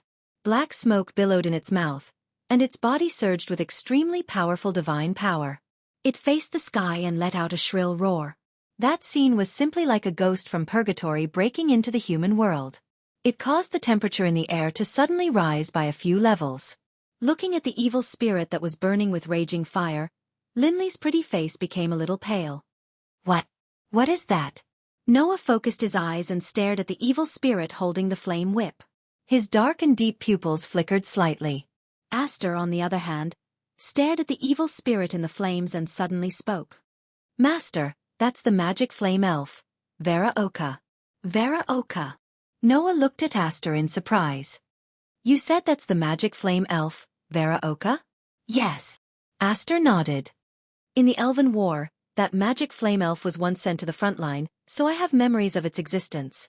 Magic flame elf, Vera Oka. Linley seemed to have reacted and muttered. I remember that it seems to be a tactical military elf that has been sealed and abandoned, right? That's right. Noah looked at the evil spirit that was burning with flames. Its name comes from the true name of the demon god that destroyed many cities and countries in the Elven War. It was called the evil spirit that controlled the flame of annihilation. It was used in the later stages of the Lambar War that swept all the countries on the continent. But because it was too unstable, it was sealed and abandoned after only 2 uses. Noah had been immersed in the library of the sanctuary 2 days before the finals to collect information. Among them, there was a record of that magic flame elf. It said that it's the highest level of military elves that a country can have. Apart from the tactical military elves that are no longer allowed to be used and have all been sealed, it's the strongest military elf, Noah said in a deep voice. In terms of strength, I'm afraid that even Myra's Sage Monarch division is inferior to it. Without more than 10 excellent elves to control it, I'm afraid that they can't even order it around. Why would such a military elf appear here? Linley said in shock, then seemed to understand something. Could it be that the elf named Mao Ya in the Purgatory Apostle summoned it? She can even control the military sprite, which is the highest level in the tactical level, by herself? Noah stared at the evil ghost bathed in the flames of the Red Lotus. After a while, amidst Linley's exclamation, he grabbed her in his arms and turned into a streak of light, flying towards Vera Aluka's location. Whoosh! Amidst a piercing sound, the flame whip formed from flames cut through the air, as if it was burning the atmosphere to nothingness, and ruthlessly smashed down. Bang! A muffled explosion sounded. The flaming whip was like the heaviest stick, heavily smashing the ground. Suddenly, the shattered ground was like steel that had been calcined, becoming fiery red. The gravel was directly baked into magma, like volcanic rock that had erupted, mixed in with a violent shock wave, shaking in all directions. Ah! Claire, Phaeana, and Alice were all sent flying by the violent shock waves. They rolled on the ground for a while before finally stopping. Ugh! Ah! Linsley and Alice both let out gloomy sounds. Claire raised her head with difficulty and looked forward. There, a young girl named Mao Ya was sitting on the Red Lotus Wraith's shoulder. An imprint on the back of one of Mao Ya's hands blossomed with light, illuminating Mao Ya's innocent yet cruel face.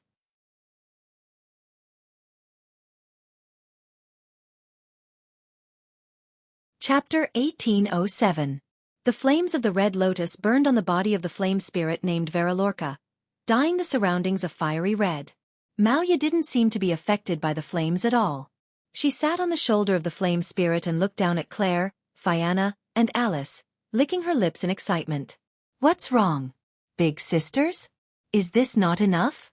Faced with Mao Ya's provocation, not to mention Alice, even Fianna bit her lips and struggled to stand up from the ground. Claire also struggled to get up and stared at the flame spirit. Feeling the terrifying divine power and shocking heat from the spirit, her pretty face couldn't help but turn pale.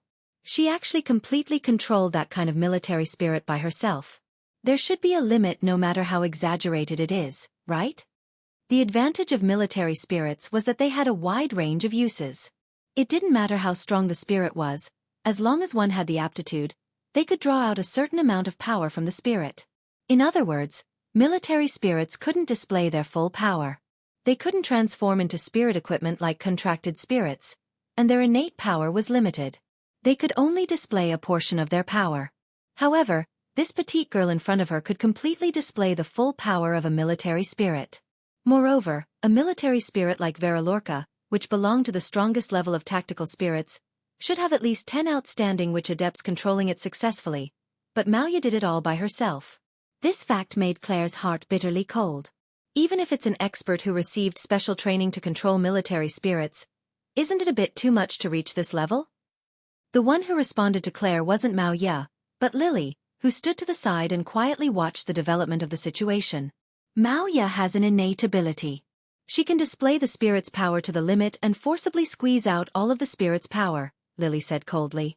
Although that will make the sprites that Maoya touches go berserk and even be destroyed in the end, Maoya can already control this ability to a certain extent by transplanting the spell seal. Not only can Maoya use a high-grade military sprite alone, but she can also use all the power of the military sprite.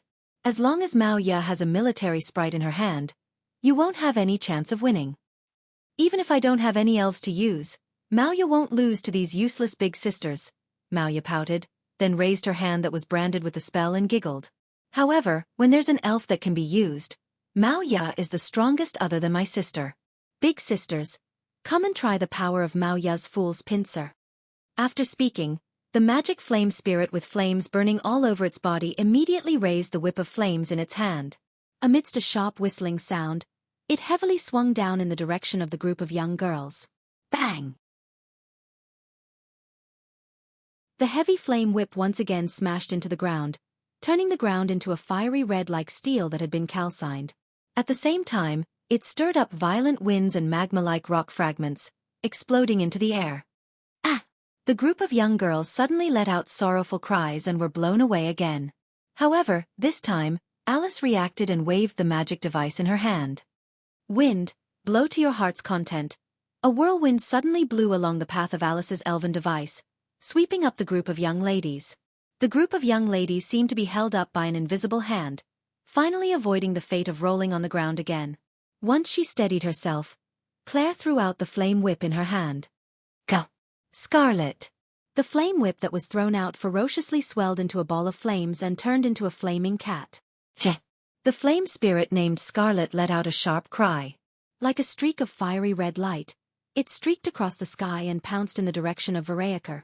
However, almost at the same time, the magic flame spirit Verayaker let out a terrifying roar. Its entire body seemed to explode, bursting into flames. Boom! A muffled sound rang out as the explosive flame turned into a substantial shockwave, sending Scarlet flying away like a fiery red stream of light. Then, the magic flame spirit's whip of flames once again swung down, burning the atmosphere and causing an ear-piercing sound. At the same time, it smashed fiercely in Claire's direction like a thunderbolt. If she had been hit by that terrifying attack, Claire would have been crushed to pieces in an instant and incinerated by the raging flames, leaving no trace behind. Just as Lily had said, Maoya didn't care about any consequences and wouldn't show any mercy. Once she attacked, it would be a fatal attack.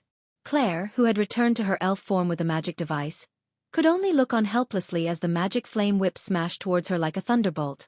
At this time, Fianna's delicate shout sounded from behind. Georges!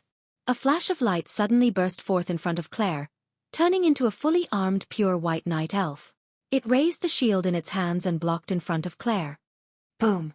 The flame whip, which was capable of burning the earth into magma, landed heavily on the thick shield, causing a burst of flames. Crack! The terrifying force and impact caused cracks to appear on Georges's shield.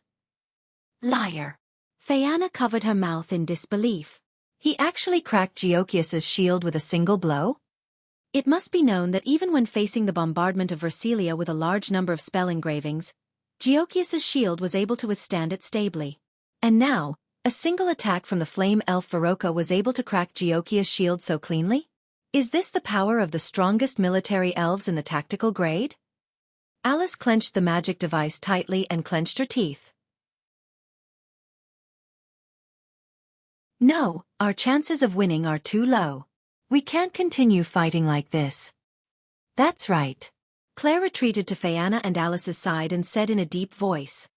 We can't continue fighting like this. We have to retreat. Unfortunately, Claire, Phaeana, and Alice's plan had long been seen through by Lily, who had been quietly watching from the side. I knew you would definitely choose to retreat. This is a very wise choice, but I've already seen through it. As soon as she finished speaking, several vines suddenly burst out from the ground behind Claire, Phaeana, and Alice. Immediately after, the vines twisted and coiled around the three girls like agile pythons. Ah! Oh! Ah! Claire, Phaeana, and Alice were all tied up by the vines and pulled up into the air. When, damn it! Let go of me! The three girls immediately struggled. However, no matter how they struggled, they couldn't break free. The outcome has been decided. Lily walked up. You're too careless, elf emissary of the Austrian Empire. Lily. Maoya was still sitting on the flame elf's shoulder. She frowned and spoke with dissatisfaction. Who told you to interfere? Isn't it fine as long as you can achieve your goal? Lily sighed. If I don't interfere, you'll definitely forget to be merciful and kill him, right? I don't need Lily to interfere with my business. Maoya was still dissatisfied, but she didn't say anything else. Forget it. Maoya's goal is that big brother anyway. I'm not interested in big sisters. You? Claire, Phaeana, and Alice glared at Maoya. All right, let's get back to the main topic. Lily raised her eyes and looked at the group of girls. You really don't know where Noah Dole is? We don't know. Alice answered without any hesitation. Even if we knew, we wouldn't tell you. Is that so? Lily nodded without changing her expression. It's fine. We'll find him. As his words faded, an indifferent voice rang out. You're looking for me, right?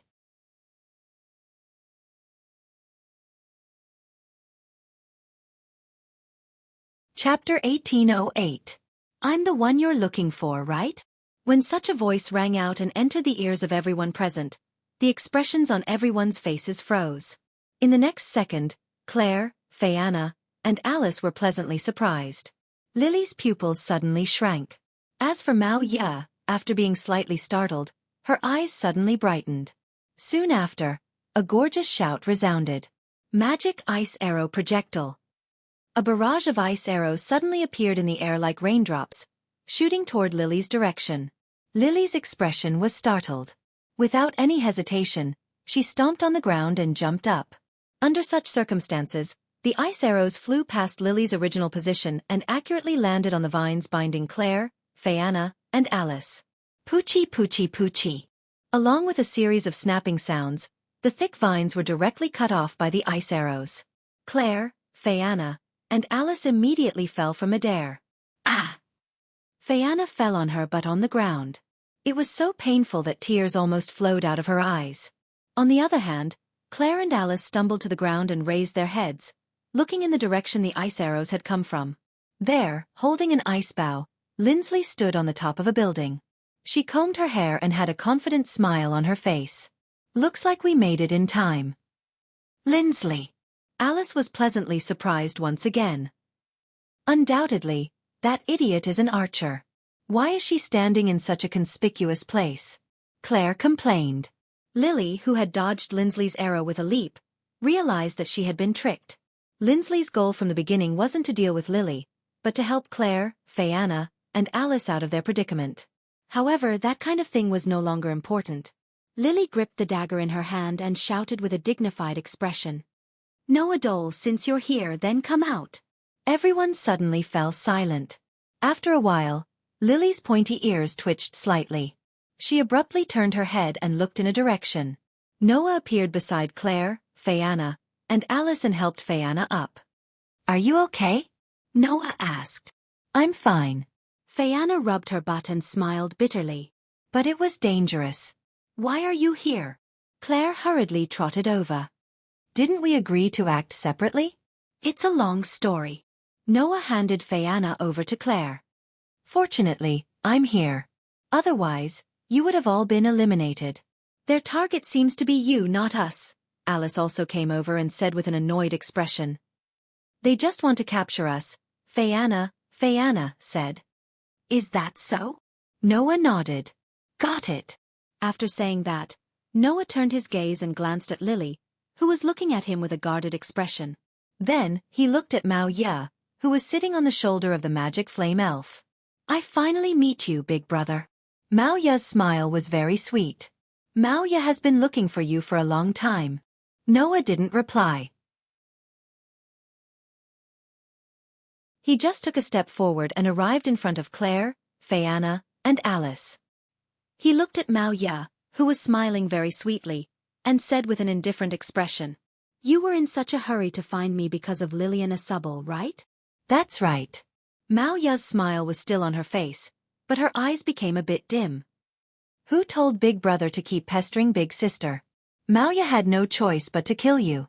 Claire, Fayanna, Alice, and even Linley in the distance trembled slightly. Undoubtedly, Mao Ya was younger than anyone present. She was only 1 year older than Mira, who was rated as the youngest participant of this year's Elven Sword Dance Festival. Her tone was also very innocent, but it gave people an indescribable feeling of terror. Clearly, Mao Ya sounded like a child joking.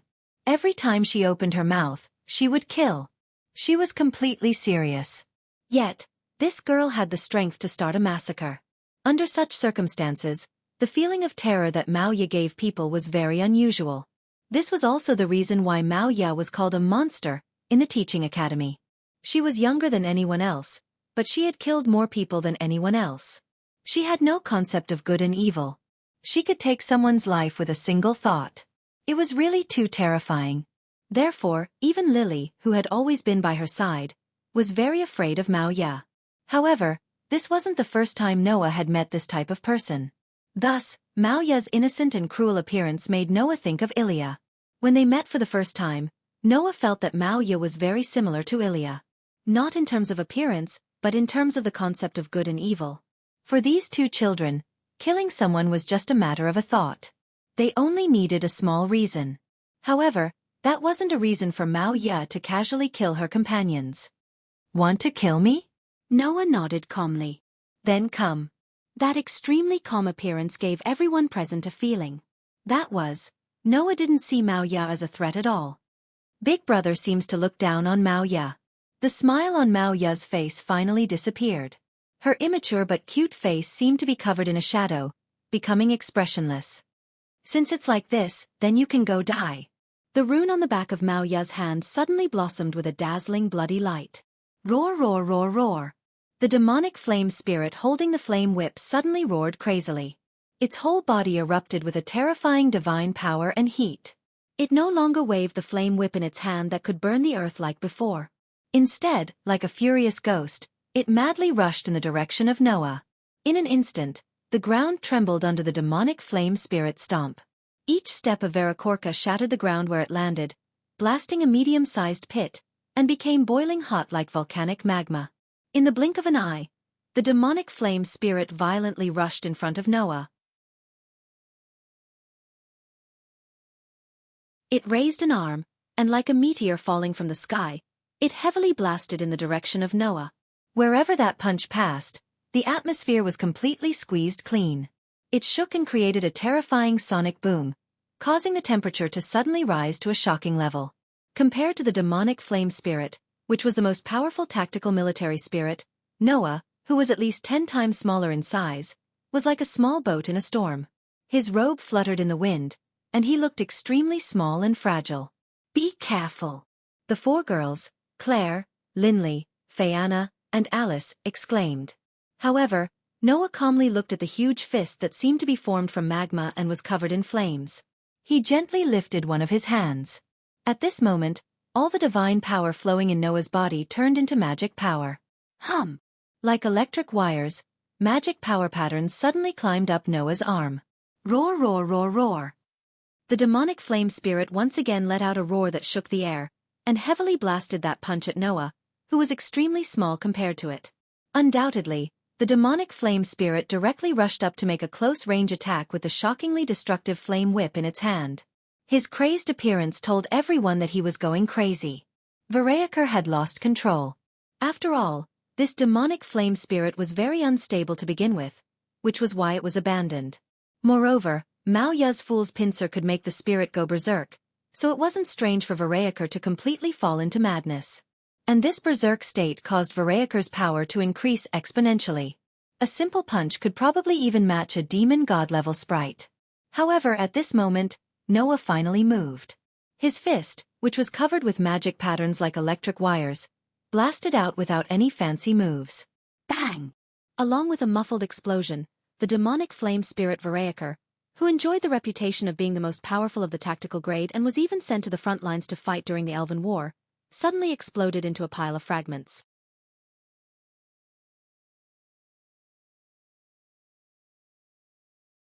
Chapter 1809. Bang! Bang! Bang! Bang! Bang! Amidst a resounding boom, the lava-like rocks that made up the demonic flame spirit's body abruptly crashed to the ground.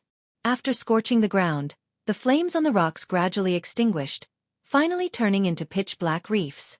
Mao Ya, who was sitting on the shoulder of the magic flame elf, directly fell to the ground. The pain didn't make Mao Ya cry out. She didn't even react. Mao Ya sat on the ground in a daze and looked at the pitch-black reefs scattered all over the ground. Her mind was blank as if she had lost her soul. Not to mention Mao Ya, even Lily's pretty face abruptly changed, and her eyes were filled with shock. Claire, Linley, Frianna, and Alice were also stunned and couldn't react. Out of everyone present, only Noah withdrew his fist. He glanced at Mao Ya, who was sitting on the ground in a daze, and threw out such a sentence. "Are you satisfied now that you've killed it? Satisfied? Are you kidding me?" The entire battle didn't even take 3 seconds. In the end, Noah finished off the magic flame elf, which was one of the strongest among the tactical military elves and had been squeezed out of all its power by Mao Ya's the Fool's Pincer, with a single punch. Noah himself was unscathed, as if he had done something insignificant. How could anyone be satisfied with that? That was an elf that reached the demon god level in an instant when it went berserk. It was finished off with one blow just like that? Impossible. Impossible. Mao Ya murmured as if she had lost her soul. Mao Ya. Mao Ya. Gulp. Claire, Linley, Frianna, and Alice couldn't help but swallow a mouthful of saliva, but they still felt thirsty. Finished off a demon god-level elf with one blow? Was it even possible for something like that to happen? Unfortunately, Noah didn't seem to realize how shocking his action was. He stepped forward and took out the magic stones from Mao Ya's pocket while she was still in a daze. Buzz! In the next moment, a magic array appeared on the ground beneath Mao Ya. It bloomed with light and covered Mao Ya. Then, both Mao Ya and the array disappeared. Moya, who was able to compete with ace elven ambassadors like Leola and Luminaris, left just like that. Noah turned around and looked at Lily while holding the magic stone that he found on Mao Ya's body. "You're next." Under Noah's gaze, Lily couldn't help but take a few steps back, her eyes filled with fear. Lily, who even Mao Ya was afraid of, had no chance of winning against Noah, who could finish off Mao Ya in one blow. This was something that could be imagined even if one used their knees to think. As expected. Lily bit her lip and whispered. Even if it's Mao Ya, it's impossible for her to be a match for this male elf user. Lady Red Lotus was right. Hearing Lily's words clearly, Noah narrowed his eyes. In other words, you're planning to lure me out even though you know that you can't defeat me? That's right. Lily tried her best to speak while facing Noah's gaze. Since you can fight evenly with Lady Red Lotus in a short battle, then you're not someone that Mao Ya and I can handle. That's what Lady Red Lotus told me. If that was the case, then it was a little thought-provoking. Why did Lily want to lure Noah out when she knew that she couldn't defeat Noah? Maoya was just a child who didn't even have a concept of good and evil. It wasn't strange for her to blindly find Noah. However, Lily seemed to be very mature and wouldn't do such an unwise thing. In the end, Lily still did it. Under such circumstances, Noah could only think of one reason. So that's how it is, Noah muttered to himself. That Lady Red Lotus told you to find me, right? Lily's eyes trembled, and even her expression changed. Obviously, Noah was right. Speak. Noah asked straightforwardly. Why did Lady Red Lotus ask you to find me? Lily fell silent. After a while, Lily looked up at Noah and said, Don't worry, Mr. Noah. Lady Red Lotus wants to see you. Noah raised an eyebrow and smiled. In other words, you're just here to lead the way? Yes. Lily had a bitter look on her face. This is the task that Lady Red Lotus entrusted to me. Noah fell silent as if he was thinking about something. He tossed the magic stone in his hand up and down, which made Lily's heart skip a beat. Soon, Noah nodded. I understand. Tell me where Lady Red Lotus is and I'll go there myself. Go there yourself. Lily was stunned. I've seen the map of this abandoned city in the library of the Holy Region. Just tell me the location. Noah glanced at Lily. Then you can leave. With that, Lily's fate was decided. Lily opened her mouth as if she wanted to say something. However, Noah's half-smile made Lily swallow her words. Perhaps, Lily didn't expect Noah to be so domineering that he disrupted Lady Red Lotus's plan for her. But who asked Lily to attack Claire, Viviana, and Alice? Therefore, Noah had no reason to keep this girl from the Elfie clan. Understanding this, Lily could only nod her head. Wang! A minute later, a magic array for teleportation appeared on the ground below Lily and she disappeared just like Mao Ya. Only then did the group of girls realize what happened. Noah walked in front of them and suddenly said, Lady Red Lotus, I'll meet up with Lady Red Lotus. I'm going to meet that Red Lotus. The four of you will act together as per the plan we set out earlier. The group of girls was stunned. In the end, it was Claire who understood Noah's intentions beforehand. You want to meet Lady Red Lotus alone? Claire frowned. Isn't that too risky? Yeah, Alice agreed. That might be a trap. I think so too, Viviana said quickly. It's better if you don't go. Even if we're going, we should go together. Linley looked straight at Noah. There's no reason for you to go alone. The group of girls' concerns weren't wrong. Lady Red Lotus, who didn't have any interaction with Noah, suddenly sent Lily to find him and didn't hesitate to use Noah's team members to lure him out. No matter how they thought about it, it couldn't be that she just wanted to duel with Noah. If it was Leola, it would be possible. But if it was Lady Red Lotus, no one would believe that dangerous person would go through so much trouble just for a duel. Since that was the case, they could only think of a banquet at Hongmen. No one would want to be like Xiang Yu, who knew that it was a banquet at Hongmen but still happily participated. Unfortunately, Noah wasn't one of them. You don't have to worry about me. I know what I'm doing. Noah smiled slightly. It just so happens that I have some things I want to verify with Lady Red Lotus. It might not be a bad thing to go. Claire, Linley, Viviana, and Alice looked at each other and opened their mouths in unison. However, before the group of girls had a chance to speak, Noah said, You don't have to come with me. Not only would that be a waste of time, but if it really is a trap, I can still escape unscathed. If you guys come, then it might not be so. The girls were immediately speechless. After all, Noah's strength was something that was obvious to all. Even Mao Ya, who was comparable to an ace player, was cleanly defeated by Noah. If Noah really wanted to escape, the girls believed that even Lady Red Asubble wouldn't be able to stop him. If the girls were to follow him, they might really make Noah cower in fear and be unable to unleash his full potential. Since that was the case, the best way was undoubtedly to follow the plan they had agreed on before and act separately. If the four of you are together, other than Lady Red Asubble, even an ace player won't be able to do anything to you, Noah said. So leave Lady Red Lotus to me. The girls were silent for a while. In the end, they could only nod helplessly. Noah smiled slightly and raised his head to look at the sky. In the air, the atmosphere before a storm began to spread.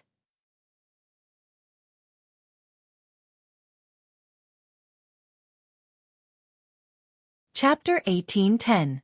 With the passage of time, the moonlit night gradually turned darker and darker. In the abandoned city, a large number of magical fairies were still active, making the ancient city seem livelier than it was during the day. Vaguely, the elven messengers hiding in the corners of the abandoned city could even hear roars full of resentment, which made them feel terrified. Those roars were either the cries of violent magical fairies or the cries of undead crippled elves. In such a city, the elven envoys from the Ordesian Empire, the Alpha Theocracy, the Holy Tuya Kingdom, and the Draconic Duchy of Draconia were still playing games with each other, performing a wonderful elven sword dance. Gradually, the gloomy and lively atmosphere in the abandoned city began to fade. The magical fairies began to conceal themselves. The crippled elves gradually disappeared on the spot.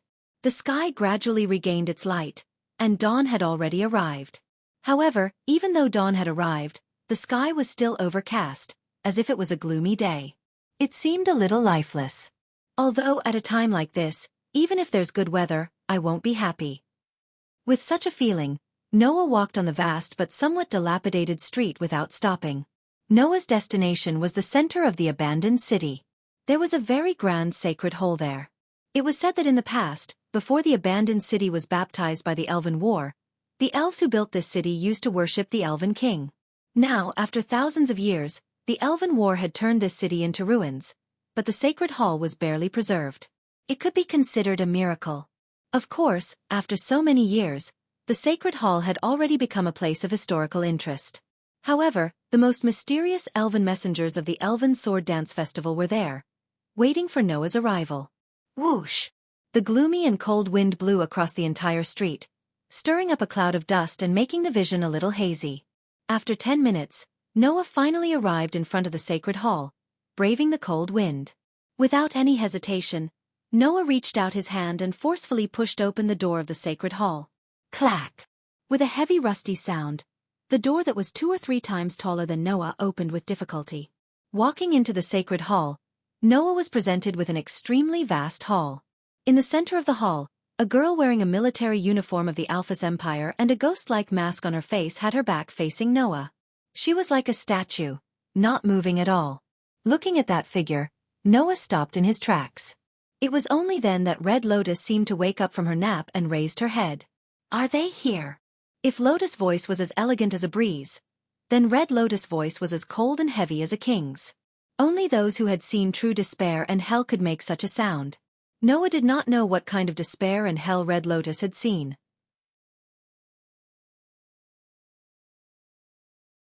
However, at least in Noah's memory, this person had brought unimaginable hell and despair to others.